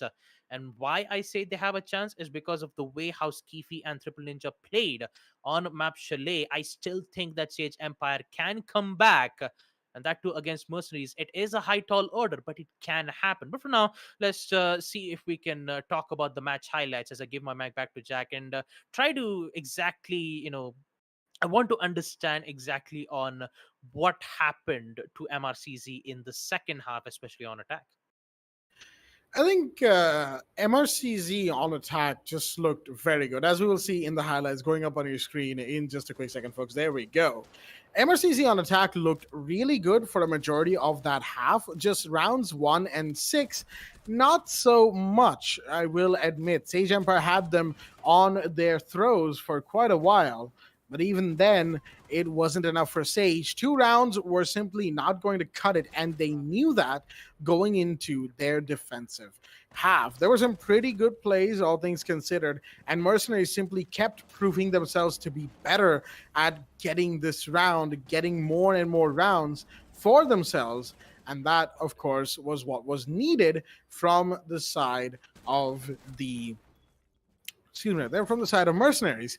They needed more rounds. They needed momentum. They built up a solid amount of it, but Sage still fought hard, and they really, really did fight pretty hard.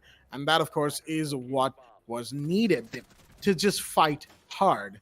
And even then, even at 4-1, you can see that they did not give up. They lost bodies early, but they did not give up. And that, of course, is what is needed. Don't give up, even if you've lost momentum, because you can still turn things around, potentially speaking. And that, of course, can lead to some pretty good moments, pretty good runs in a given tournament structure. Mercenaries, on the other hand, they were mostly doing what Mercenaries do, but of course they were facing a fair bit of resistance, if you will, from the side of Sage. And Sage were proven to be a lot more difficult, I think, than Mercenaries initially anticipated, which will, of course, have an effect on how they decide to approach Clubhouse, where, you know, it's a little bit different. Clubhouse is generally considered a more defender-favored map, but at the same time, that might not be the case, you know. So, yeah, all in all, it might be a little scary for Mercenaries in Clubhouse, or it could not be at all. And, you know, Sage Empire simply moves in, you know, tries to move in and gets taken down. Like I said, anything can happen given enough time and a non-zero possibility.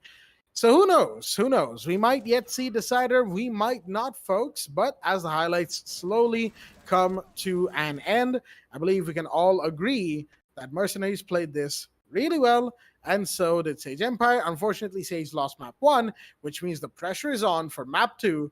That is Clubhouse, and we will see how they respond to that pleasure in just a short while. Until then, a short break. Stay tuned.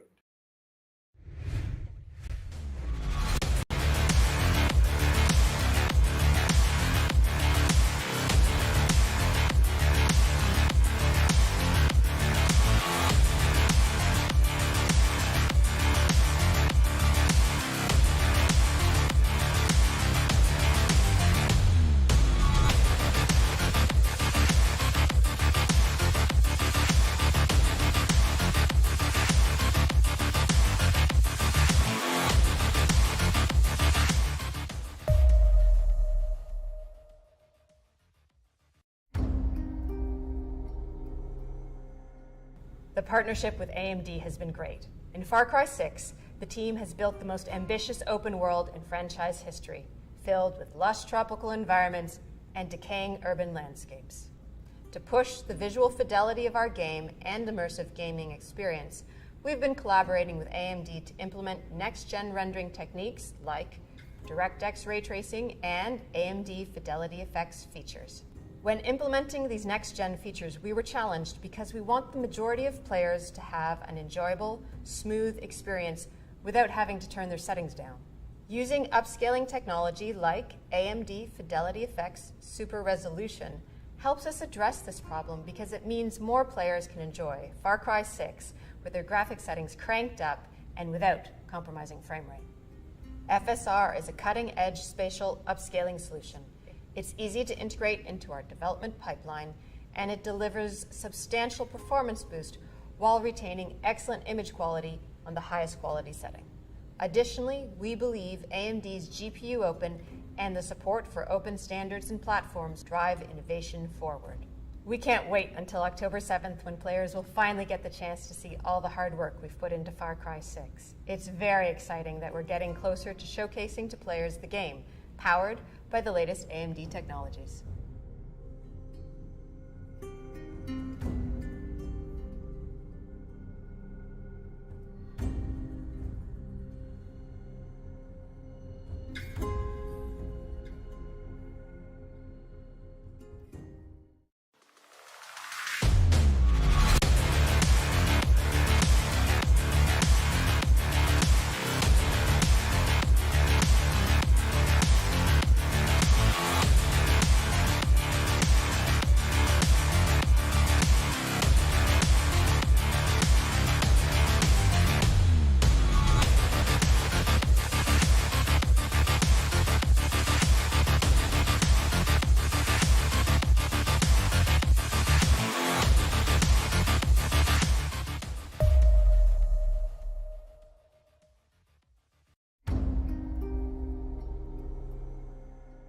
The partnership with AMD has been great. In Far Cry 6, the team has built the most ambitious open world in franchise history, filled with lush tropical environments and decaying urban landscapes. To push the visual fidelity of our game and immersive gaming experience, we've been collaborating with AMD to implement next-gen rendering techniques like DirectX ray tracing and AMD Fidelity Effects features. When implementing these next-gen features, we were challenged because we want the majority of players to have an enjoyable, smooth experience without having to turn their settings down. Using upscaling technology like AMD Fidelity Effects Super Resolution helps us address this problem because it means more players can enjoy Far Cry 6 with their graphic settings cranked up and without compromising frame rate. FSR is a cutting-edge spatial upscaling solution. It's easy to integrate into our development pipeline, and it delivers substantial performance boost while retaining excellent image quality on the highest quality setting. Additionally, we believe AMD's GPU Open and the support for open standards and platforms drive innovation forward.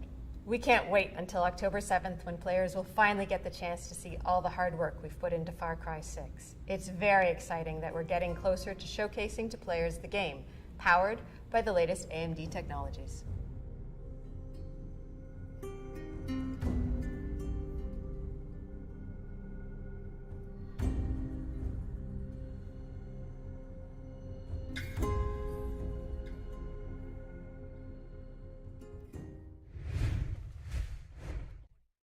Alrighty then, ladies and gentlemen, welcome back to the AMD, the Esports Club Challenger Series 1 Quarterfinals 3. Here with your host Blackjack and Baba Gusta, supported by Ubisoft for Rainbow Six Siege.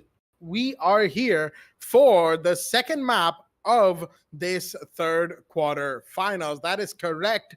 Clubhouse is going to be up next between Sage Empire and Mercenaries. On top of that, Sage Empire is actually attacking first on this Clubhouse match. So, folks, it's going to be quite an interesting one. Let us actually not waste any more time and get right into the ban phase for map number 2, going live on your screens in just a short second. There we go. As we just had, of course, map number 1 just a little while ago. It was on Chalet, and Mercenaries have won that 7-4. Now leading the map count, they are looking to win this whole thing. This map, if it goes their way, that's it. That is the finisher. Sage Empire, on the other hand, well, they've got their work cut out for them. They need to win this map, and then the decider, which is Villa, to actually win this set, this best of 3, this quarterfinals. They've had an amazing run so far, and to even push Mercenaries to the 7-4 that they did is commendable in and of itself, but they need to go that extra mile if they want that victory. And whether or not they'll be able to, that is what we want to see from both sides. Thatcher, Flores, and Kaid have been banned in the meanwhile. Standard stuff and very predictable considering Clubhouse. Of course, you know, that denial, i.e. breach denial, is so important. That's why Thatcher and Flores are banned. On the other side, Kaid, because, well, without those two ops, dealing with Kaid becomes much, much too difficult, and that's why he will be banned as well. Valkyrie for the final ban. I mean, no matter what map it is, Valkyrie will always be extremely influential thanks to that information, just the sheer amount of info she brings out and the sheer amount of killing potential she gets from said info. But that is the ban phase taken care of. Thatcher, Flores, Kaid, and Valkyrie gone. And with that, round 1 will now be underway. Of course, we've already introduced the rosters. And to be fair, at this point, neither of these two need introductions. Round 1 will be underway on CCTV and Cash Room. And I have kept the man from the mic long enough. Baba Gusta, take it away. Thank you for that, Jack. And talk about Sage Empire. Triple Ninja and Skiffy needs to figure out a way to get those early picks. Maybe taking out at least Fatar and Snow would be their main focus. And then, when it comes to the execution part, taking out Smoke would be their vital, crucial kick. if they take out 3 of those important players, I'd say that it shouldn't be much of a problem for them to go into the plant on the vault site in cash room. The only difference is whether Sage Empire do make a decision on going in for a fully fledged push on CCTV wall, or maybe open up the wall on construction and then slowly make their way to go in for the plant on cash room. Because most of the pushes that I'm seeing right now, especially in this entire tournament, I'm seeing the attackers just opening up walls to create a lot of distractions, and then they would try to decide whether to just plant in on CCTV or on cache. That's basically how the push happens on a map like Clubhouse. And I believe in order to get the control on CCTV, and if they do decide to push in towards CCTV, they need to get the control on Garage. This is just traditional way of getting control on a map like Clubhouse. It's basically the only way that you can get control on CCTV. Now talk about the op picks and also the op spawns on the attack side. We see one of the players that would be Sage Empire. I believe that should be either Klings or Skeefy, who spawned in towards the construction site, who slowly make his way in towards the strip club entrance. As you see, a lot of grenades being thrown out, and looks like Triple Ninja will get his first frag, and there you go. Fatar goes down. MI7 goes down in the hands of Skeefy. Look at that. Sage Empire. Yeah, now is the time to shine for them. With the huge advantage, they just have to push. That they do. A very, very quick couple of early kills right there. And there goes Asib right through the breach from Invalid. All right, a very shaky start for Mercenaries once again. Snow and Maker, now the last two standing. Snow is looking to find somebody right outside of the Jacuzzi breach. Can he, though? No, not quite. But there is somebody there. Was just behind the plant. That's the Ash. But where are you going, Clinks? You need to check your corners. Wow, he just busted in there. Oh, wait a minute. Snow might have something to say about this. He's found Skeefy as well, 2 down. But Maker's under a lot of fire. Next up might be the Maverick, who's coming in, but the grenade's being prepared. Will it find him? No, it doesn't, because Maker has since moved. And now it's suddenly a 2v2 Invalid and Triple Ninja, the last two standing. Maker is extremely low on HP, but still active, and that is what counts. Triple Ninja trying to see if he can find the feet of the meta, but of course that will not work. Invalid comes in, finds Maker. Now it is all up to Snow, the last one standing. He thinks that there's somebody on towards red stairs. He is correct. The plant is in the meanwhile happening. He might want to throw the C4. He does throw it. Will it find him? No, it does not. Unfortunate. Shots are fired. Snow is coming around. Does he know where the planter is? He sees him. He takes him. That's the big one down. Can he find the Hibana in time? Does a ton of damage. SMG-11 comes out, and he finds him on the repeat. The 1v2 coming out from Snow after having started in a 2v4 situation alongside Maker. 2v5 make that. What a comeback. Excellently held by both Maker and Snow in a time of desperation. It was also a quad for Snow, if I recall correctly. Beautifully done to give Mercenaries their first round, a round that they so desperately needed, and that will be a huge morale boost after the slightly disastrous beginning to said same round. Sage Empire, unfortunately, collapsing in a minute where they had the advantage, and well, things didn't really quite go as they had planned. I just cannot believe Defenders, protect your bombs MRCG from just being won abused by a attackers. 2v5. How does this happen? Now, you know what the best part was? Clinks went down on that Jacuzzi wall, right? Yeah. Kind of just busted in there, didn't check his corners, got taken down. Okay, that's fine. You know, it's a 2v5, 2v4. It's still a big advantage for you. But then Skeefy goes down. We didn't quite see how, but I would wager that Skeefy was trying to jump into construction to go towards Snow, to go towards the bedroom and find him before things could go badly. However, 10 seconds left. they may have underestimated how fast Snow can move between objectives when he is rolling, and you know, it started snowballing from there.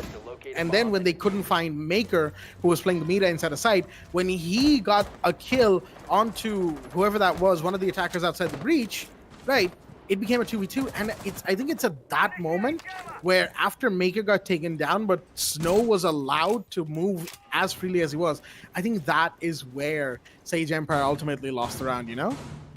I mean, at this point, it's just you just keep rolling the snow. Next thing you know, you just build yourself a snowman. That would be a pretty big snowman depending on the Yeah. slope, but yeah. Yeah. Oh! Talk about it. Triple Ninja yet again with the first frag, and it's MI7 taken care of. This is a good start yet again, just like we saw it in the Bomb previous located round. But by this time the only attackers. difference is that Triple Ninja is so low on HP, and I believe MRCZ is currently readied for the push happening in towards tunnel.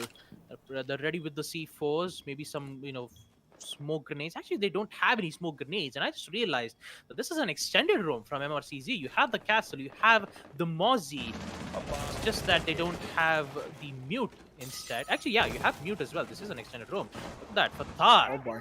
very aggressive, sees the head and takes a Oh! beautiful shot to take out the Hibana, but it's unfortunate that he couldn't be able to get out of there alive. And with it, we will see a 4v3 where the tunnel push has been halted from CH Empire, and MRCZ is still holding on in towards the arsenal room. But I believe one of the roamers have been taken care of, and I believe that was Fatar. And the second roamer, which was MI7, was playing at the castle, just got picked off quite early enough in towards the tunnel.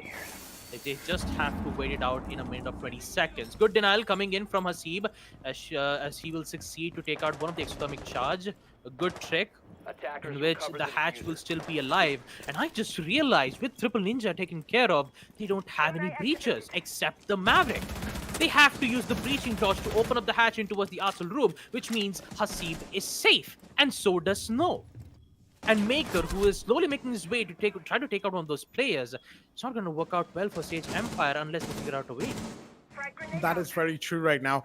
That Hibana kill was extremely influential, and I think it explains why Fatar was that aggressive. And in the meanwhile, Snow's gonna find Clinks. Can he find a second? No, not quite. Main stairs is where that push is coming in from, probably from Invalid. Wait, he sees one in blue, but he isn't seen it in return. That's a double. They line up, and a triple. What was that shot? What do you mean? Snow! No way! He is going off right now. Sage Empire, you need to be so much more careful around Mercenaries. It doesn't matter if you took out Fatar and MI7, Snow, Hasib, and Maker can still shut you down. The lineup, no checking on the blue door. The push from dirt wasn't even there. None of them coordinated that correctly and just completely got washed from one Legion, barely moving 3 steps. And Snow, it takes a lot to connect those shots like that. And 2 back-to-back rounds, he has given his team some insane levels of play to win these first 2 rounds. Let us not make any mistakes, folks. Mercenaries may not have had the best start in the early to mid rounds, but Snow has, for these first 2, been extremely reliable with those plays. First, a quad kill in a 2v5. Now, that triple kill. You don't just get away with that, folks.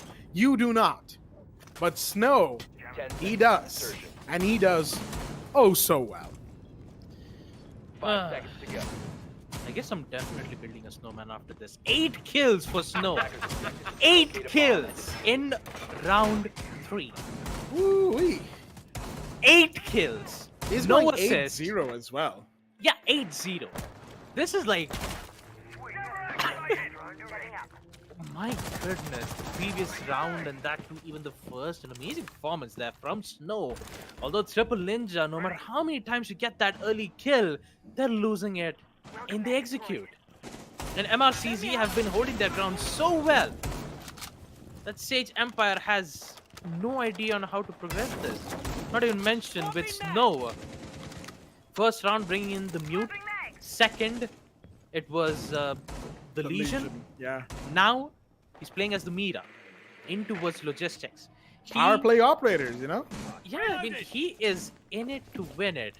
And Sage Empire, I believe the fear is exactly what a Sage Empire needs to take care of. If you don't conquer your fears, I believe that MRCZ will just take a huge advantage of it and just make sure that it will make your life miserable. But there you go, Clings with the early kill to take out Fatar. Also in a 5v4, this would put Sage Empire in a very good spot. Just worried about the mid round and even the execute.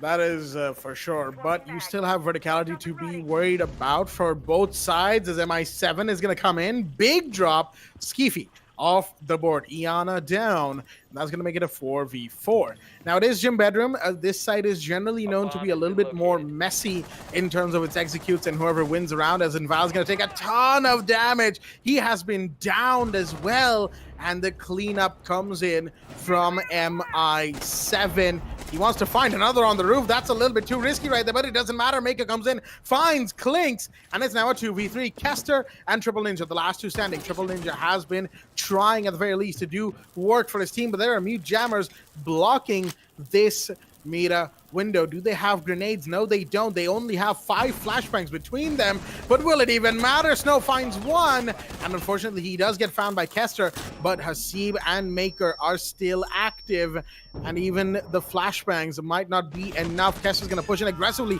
He's actually going to find one. Wait a minute. It's now a 1v1. Is this now his turn to clutch? Maker slowly approaching the meta window. Does the Thermite know? No, he doesn't. Turns around only to be met with a face full of bullets. And that is going to be Mercenaries taking round 3. Like I said, a messy sight just in general.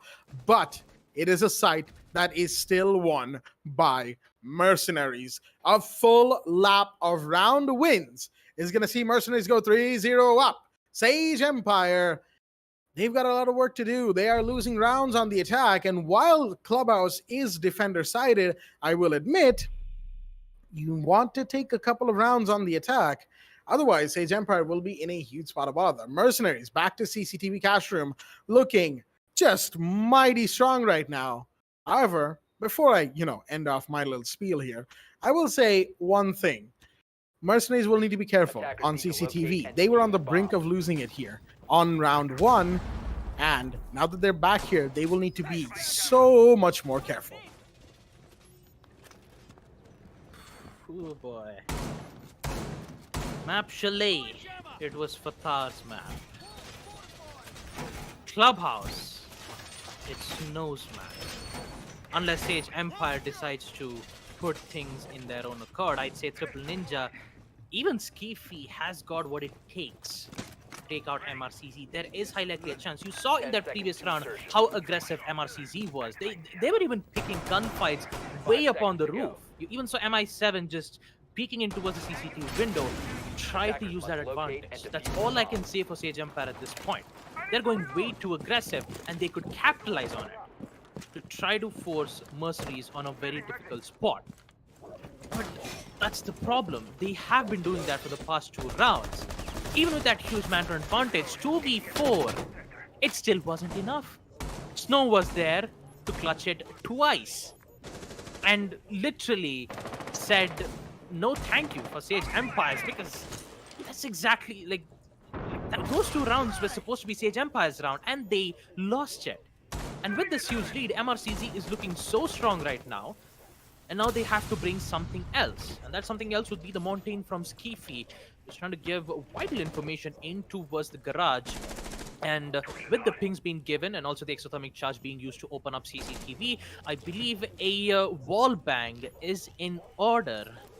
It's just that he needs to be careful of the cache doorway. If he just be careful on that specific spot, and if Montaigne gives Pingy him the live information, if that wall bang succeeds from Kester, then the entire control of Garage will be in their hands. And that's exactly what they need. But look at that, 2 players gone! Snow and Fathar making their own plays to take out both of those important players, and another one from him. What a shot! What a shot! 2v5, Jack. And it's a minute and 30 seconds left. What are they gonna do next? They've lost so many players at this point. That they have. It's all down to Invalid and Skeefy. We know where Skeefy is, of course. He just exited Garage as the Montaigne. He is just walking slowly back to side, but the Maverick has something to say about this. He has found one. Can he find another? No, not quite. Is forced to fall back. He's being chased at that probably as well. Shots are fired, but no, he's going to find one more. That is Maker off the board. Mercenaries cannot afford to get ahead of themselves right now. Invalid is a good shot, and there we go. 2v2. The Montaigne is being a nuisance, but Mercenaries are focusing too much on him and not enough on the real problem, and that, of course, is Invalid. What a time for Invalid to make a triple kill. Now, here's the real question. Can this round still go the way of Mercenaries? They have lost a ton of momentum because of this. Shots are going to be fired, but no, the meter window doesn't allow for enough room for that playstyle. Oh, dear me. The Montaigne wanted to be so aggressive right there, but the C4 is holding him back right now. Askifi's going to take a ton of damage. That's from Garage, but there's the Maverick again. It's a quad kill for Invalid. He's looking mighty strong right now, but Skifi's going to go down. The reload. Is he going to catch the Mozzie? No, it isn't. Fatar comes in with the double. So close again, but no, right at the end, they messed it up.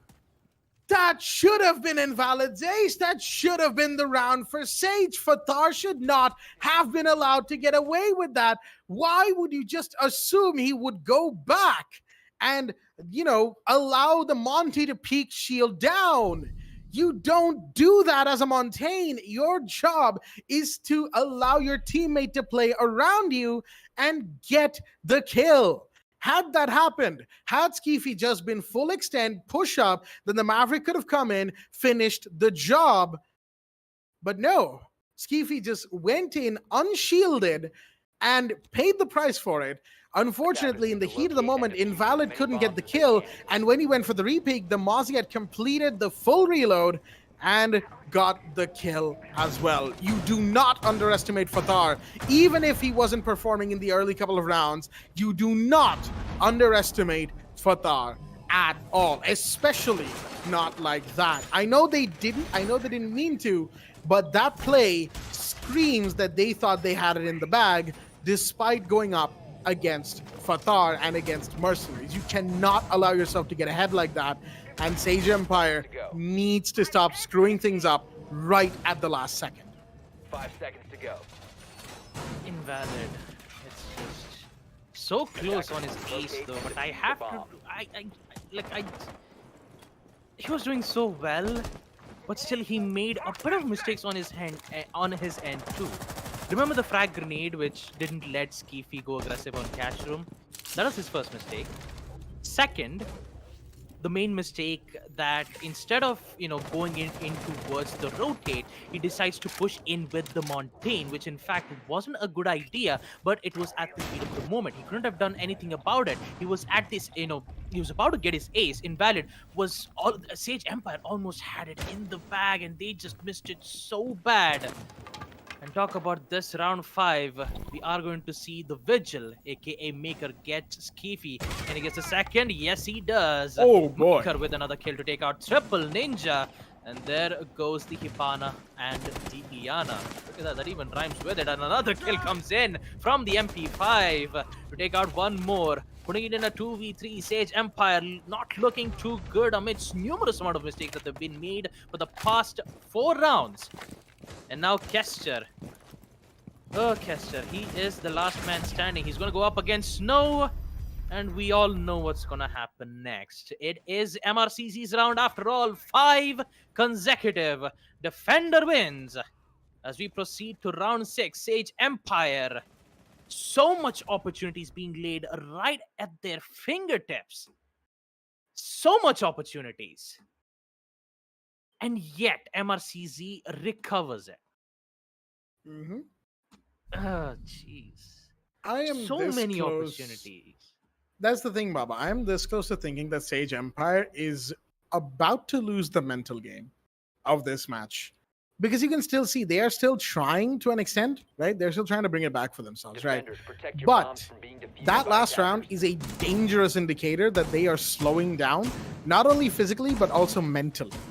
And that simply means that they will end up making more mistakes and allow Mercenaries to get away with even more brazen plays. And while, of course, I don't necessarily like to make a call like that at this moment, Sage Empire for the last few rounds. Nah, man. Nah. They, again, I'm fairly certain that they don't underestimate their opponents, but the last couple of rounds that we have seen from them, right from round 1, this whole map almost has been them trying to make some of the most bizarre plays and ending up with the worst possible outcomes in situations where they should have won. Round 1, round 4, round 5 should have been theirs. And yet, they end up losing like that. And now Clinks, unfortunately, I don't think he's going to be able to connect quite Fatar. It's Fatar he's going up against. And Fatar, wisely, is going to decide to try and fall back. Going to take a little bit more damage. He will still contest wherever he can. But given that he's on 50 HP, he will need to be just a little bit more careful, you know? Snow himself is taking a bit of damage. Look at this. Mercenaries are so much more brazen right now. They feel very brave to go for these kinds of plays, and of course it will bite them in the back eventually, as Kester does find one. That is Fatar off the board, but the Ash goes down. Ouch! Oh boy, Clinks is going to be feeling that one in the morning as Fatar equalizes, making it 4v4. Oh boy, Sage Empire.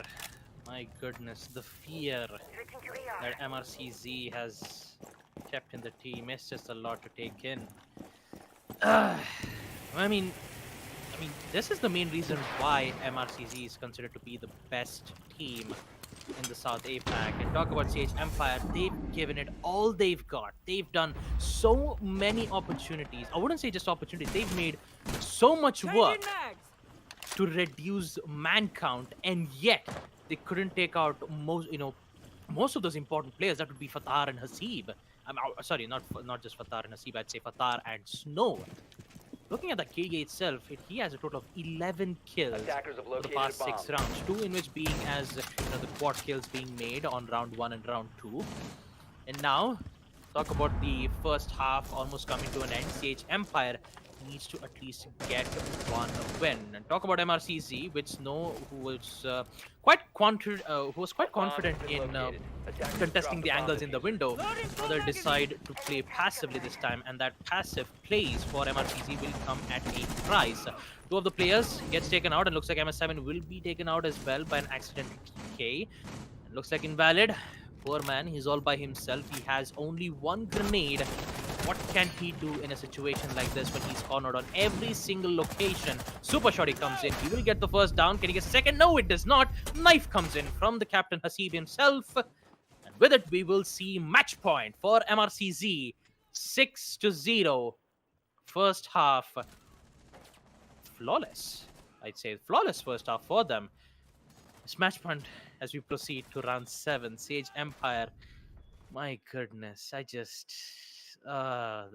just they're just gonna feel the pain right now. Although I have to say that they've gave all they've got. I'm not saying that Sage Empire did it bad. It's just that they've made countless amount of mistakes, and that mistakes is getting into them. It's messing around with their heads. They're just trying to figure out a solution, and by the time when they figure out a solution, somehow or the other, MRCZ just immediately turns it around. I think it's more than just that. I think, just generally speaking, Sage Empire right now, they are flowing like they almost don't know what to do, right? Because, just for, brevity's sake, we have a good idea of the fact that these teams have not only played against each other in tournaments, they've also played against each other in practice matches, whatever happens in the background, we all know. And in those matches, it could have been that Sage Empire won, against Mercenaries. A practice match is a practice match, right? Some you win, some you lose. It's more about the learning experience and generally just being better as a team. No, a team like Mercenaries, who has historically stated that they... Oh my god. Oh. What just happened? That was not a one tap, obviously, but Snow's not having any of that. Clinks went for a spot peek, and shall we say he got deleted from the map, as that's going to be a big first pick. In the meanwhile, looks like Mercenaries are not wasting any time to really get in here as the gas grenades come in. So it's going to take a little bit of damage, but the shield has been taken care of, and that's what really matters. Lion scan comes in as well. I didn't even see that they've had the Lion, but Inval's actually going to find one, and a big one indeed. The Jaeger comes out swinging, and he's going to find MI7. Looks like Mercenaries might have gotten a little ahead of themselves, but no, here's the Nook with the double, and then gets taken down as well. Invalid with the double for himself. It's now a 2v2. Snow and Hasib are very far away from each other, as Hasib's going to push in.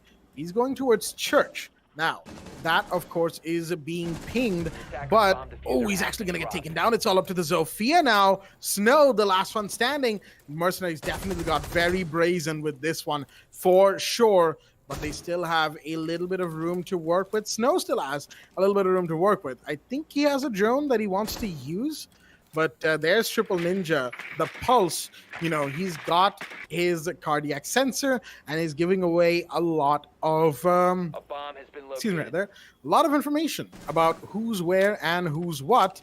And now he knows where these two ops are. C4 goes out, will not connect. Snow is now the last one standing. And shots are fired, tons of shots are fired. Invalid is simply waiting. Look at this. He knows that all he has to do is wait patiently, and there we go.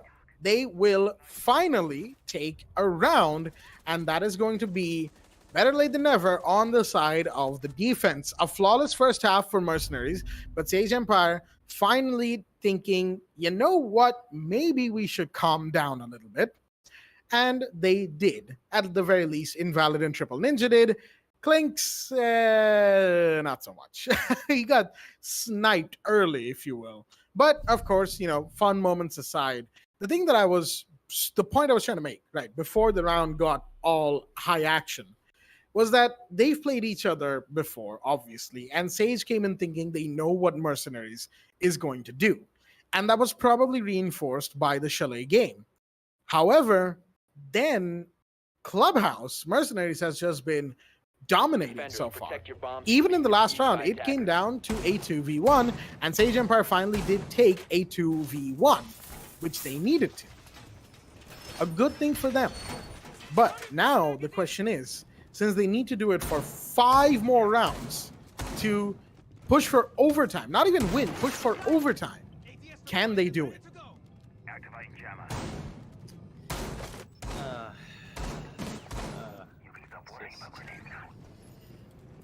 Ooh. Nothing much else that I have to talk about Sage Empire, although they did a very good job 5 seconds in left. the previous round to defend on the site in basement, arsenal room, and church. The main problem is at second floor gym and bedroom, and the amount of reinforcements that they made in towards CCTV is just, there's a lot of reinforcements being made, which means 2 of the reinforcements cannot be placed in towards logistics. You need 2 on the jacuzzi, you need 2 on, you know, you'd need at least 2 on in towards the toilet side. The rest on CCTV will be on the others. As we see, Maker is just casually jogging around. He's just, you know, doing his warm-ups in his match point. It never Waiting skip for leg his- day, you know? Yeah, I mean, you shouldn't skip a leg day because Exactly. you know, a squat a day keeps the doctor away, I guess. And talk about Maker, who's just slowly making his way into versus stock room. He just wants to make sure that he has the control as best as possible. But the site being on second floor gym and bedroom is the main problem. Not even mention MI7 is playing as the Kali. All it needs is just 1 shot to the body. Is exactly what it needs for Mercenaries to win. Oh boy, so much fire from Snow, and he refuses to stop. Clinks will go down, but Asib gets taken down by Invalid in the meanwhile. The side, of course, being towards bedroom means that this area of cash needs to be taken control of, and that is what the attack are slowly focusing on. But Mercenaries will still need to pull back to the way that they were playing before they got to match point, because they, like we said before, Sage Empire is not willing to give up at all. They want to win, and they want to win here. And now Triple Ninja's gonna find one more. That is going to be Fatar off the board. Nook gone. 3 versus 4. Mercenaries, a little bit of trouble right here. I will admit, you know, it's not the cleanest round from them, but we have the Kali still shooting away towards the Mira window. Not that it's going to do too much. Snow, in the meanwhile, knows that somebody's there. They cannot push construction while that mute is still playing on that Mira window. Diffuser needs to be recovered. It will be. There's some very selective, hatch breaching right there from the Buck.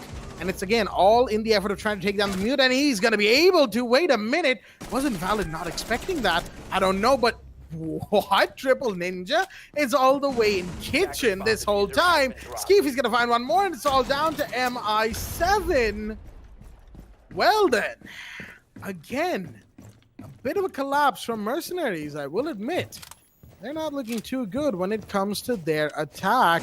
Shots are about to be fired by the Malusi, but no, loses that gunfight. It's now 1v2. MI7 incredibly low on HP. Has to be careful of just about everything in his vicinity right now. He's going in slowly but surely. He's going to have to be careful of the bathroom. He's going to peek, but no, he can't because there's somebody on the rotate between sites. And that, of course, is going to be the finisher right there. The Mira getting the final kill, and Sage Empire take a second round. Mercenaries, seems like it's their turn to start making some mistakes, but there is yet so much to do. Can Sage bring it back? The way they're playing, there may yet be a chance.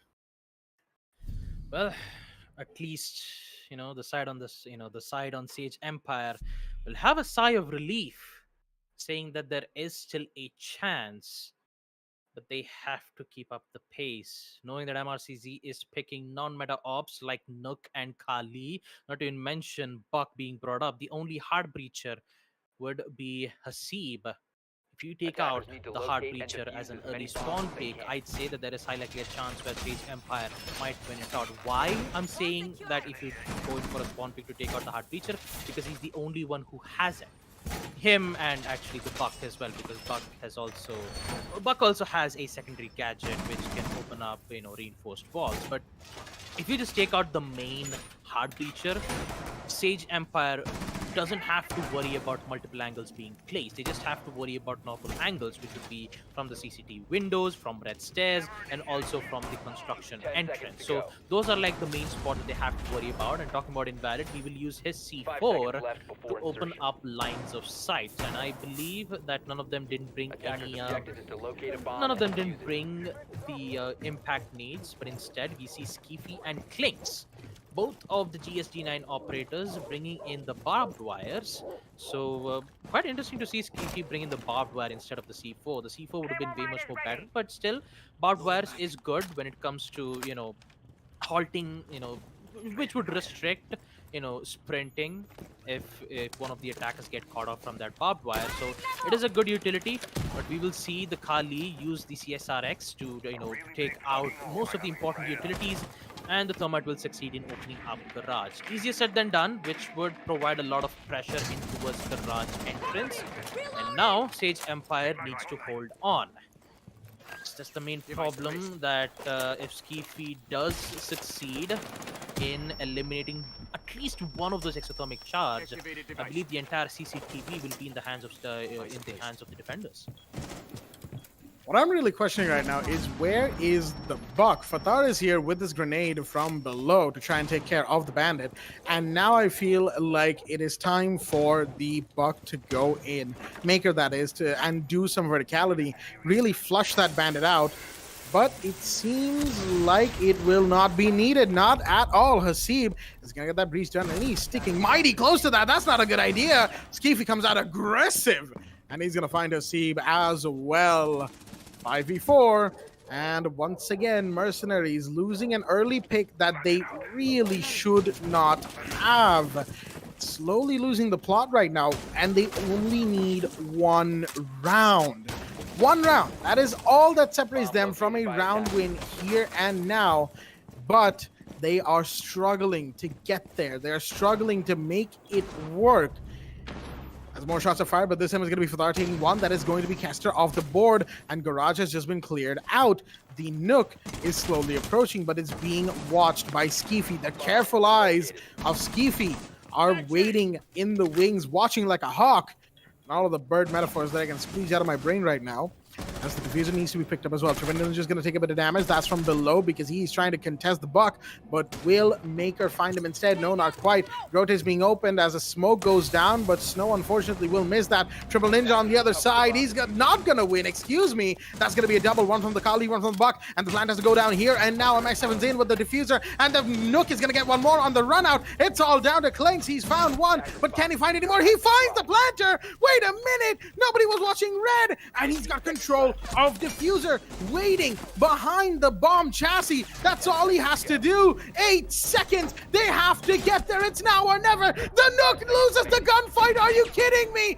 In 1 second. Where is he? He is safe. The Banshee saves him at the end too. Mercenaries, how did you let him get away with that? It was a 1 versus 4. Clinks maneuvering, literally playing ring around the rosy with them. And Mercenaries fell hard. So hard. That is going to be such a demoralizing round. They had it. They had it. The plant needed to be stuck on. And somebody, just one person, watch red. That's all you need to do. You've got cover on cash. Just watch the red hallway. It was, even then, even after Klings got their first kill, it was a 1v3. Attackers need to locate and But defuse no. as many bombs as they can. And now, it is 6-3. Sage Empire have truly taken away Mercenaries' momentum. Well, maybe taking away Mercenaries' momentum is saying a bit much, but yeah, they've definitely done a lot of work right now. Ooh, that they have. Klings. Man, he just saved the round. I cannot believe Klings saved the round for seconds left. Sage Empire, who were just 1 round away 5 seconds to go. of giving the semi-final spot to MRCZ. They still objective have is to some locate a fight bomb and defuse left. it. And they are going to give it their all. And talk about the action phase. No more Khalid from MI7. He will bring in Zero. And MRCZ needs to end this once and for all. They've had such good lead in the first half. 6 back-to-back defender wins. And now Sage Empire being the one on defense. Things are not looking too well on MRCZ's hands. And talking about Fatar, oh boy, that pre-fire almost got the shot on Fatar. He will survive nonetheless again. Lucy, again with the pre-fire. Does he not? No, she will not. She will rotate herself back in towards the Modo room.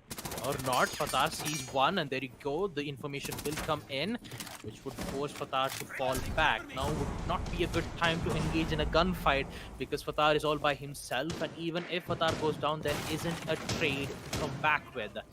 Talk about Sage Empire. They're just holding. They are holding at this point. They don't have any impact needs to try to counter the hatches in towards kitchen. We have so many C4s.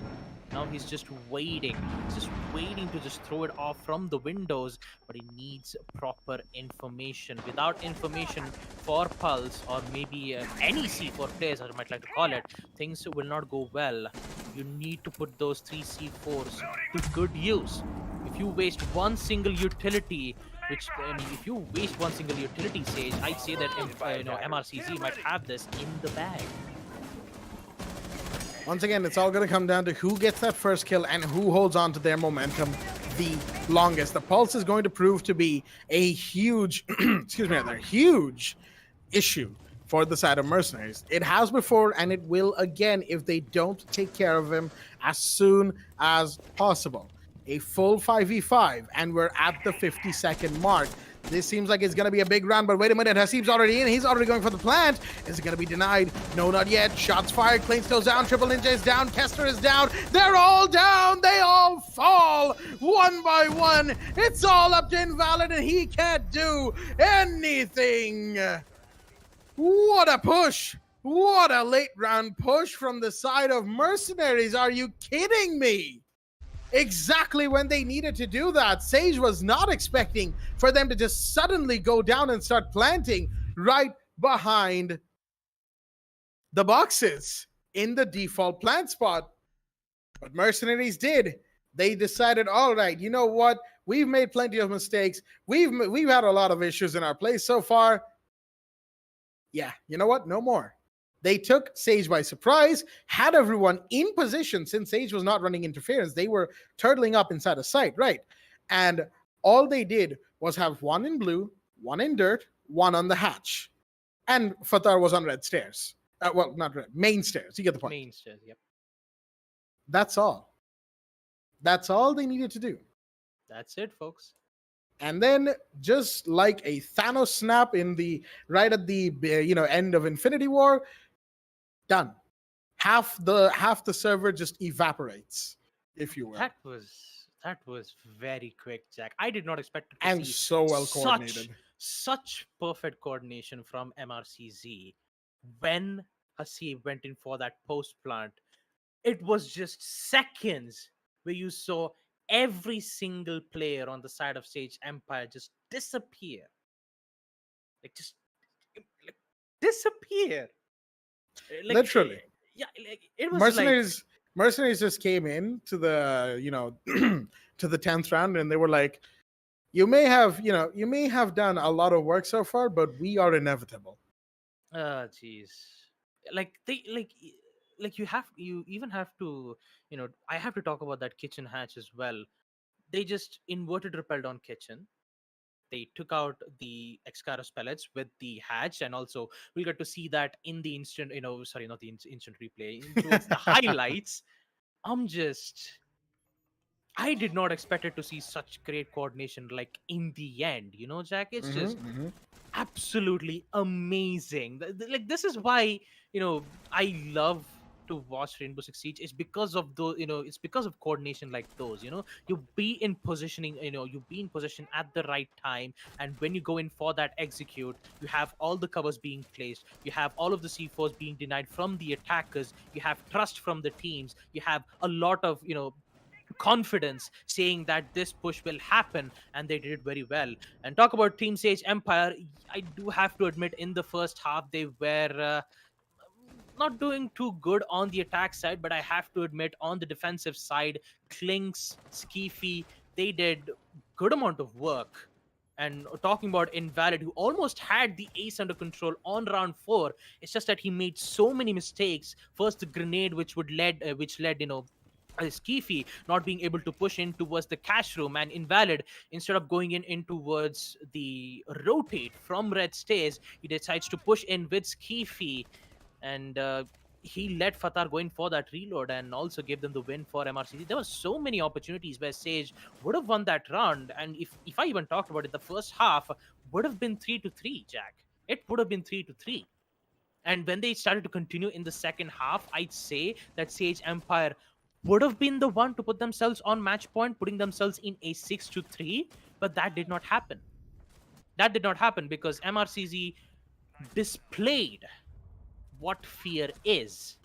And talk about 7th, 8th, and 9th round. They were just trying to have fun with Kali and playing the Nook. But there are some certain points where MRCZ just immediately decides, you know what, enough is enough. We made so much mistakes. We don't have to, we don't have to, throw us around like this. We'll just end it off with a simple coordination. Just like you said, Jack, all it needs is just one default plant and a snap for this dream to work. Although I do have to appreciate on Klinks, man. 1v4, he held it up so good. This one was so I have to appreciate Sage Empire defending so well on defensive side, but on offense, they couldn't do anything at this point. No matter how many times they almost went in for a quad, no matter if they even had that huge man-count advantage 2v4, it's just that Snow was everywhere. Snow was everywhere. Snow was picking off players one by one. He was in the shadows. He was a ninja. At this point, the attackers didn't even had drone wars to give proper information, and that's what MRCZ is good at. They have information. They know what kind of push they'll make, and they did extremely well. So congratulations for MRCZ. They will proceed to the semifinals, and I believe we all know who they will go up against. It will be none other than Kira Esports, the match that we are so excited to watch. MRCZ versus Kira Esports. But still, we have one final match, which would be on tomorrow. I believe the final match would be High Five going up against Team GG. That will be an interesting match as well, but not for today. It will be for tomorrow's match. So, anything you want to say, Jack, before we end the stream? I think all things considered, we can all agree that whatever, ends up happening, right, with tomorrow's match, whoever these teams face and whoever, goes forward to the finals and wins the whole thing, I think we can all agree that today's match has been a lesson in perseverance from Sage Empire's end.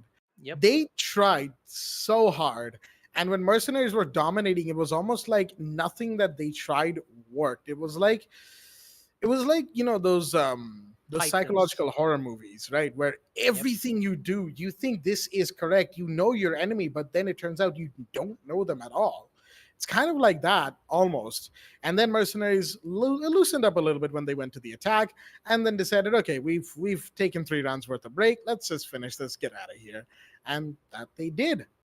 And really, that's the Mercenaries that we will probably see more of in tomorrow's game. Well, not tomorrow, day after tomorrow, in the semifinals against Kira Esports. Because, folks, let me remind you, not only is it a team against 2 of the biggest of the region, but it's also the rematch game between Mercenaries and Kira Esports. They played the South Asia Nationals finals.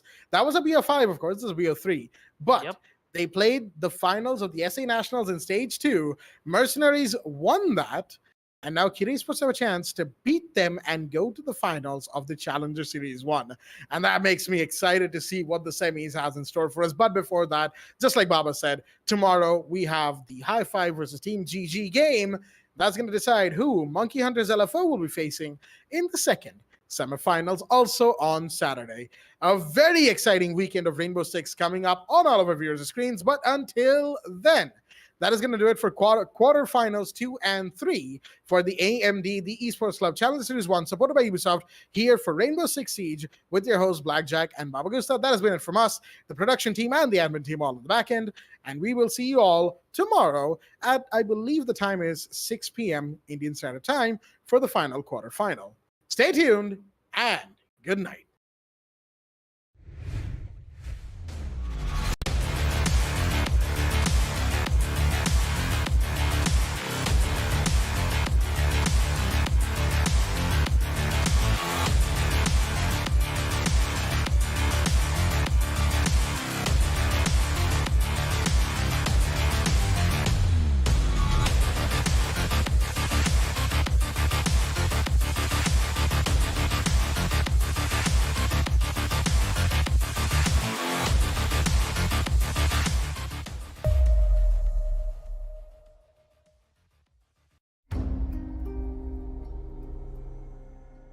The partnership with AMD has been great. In Far Cry 6, the team has built the most ambitious open world in franchise history, filled with lush tropical environments and decaying urban landscapes.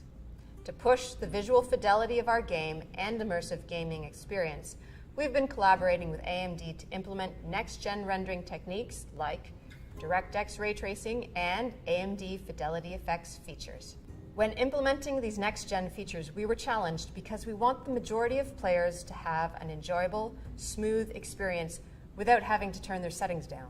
Using upscaling technology like AMD Fidelity Effects Super Resolution helps us address this problem because it means more players can enjoy Far Cry 6 with their graphic settings cranked up and without compromising frame rate. FSR is a cutting-edge spatial upscaling solution.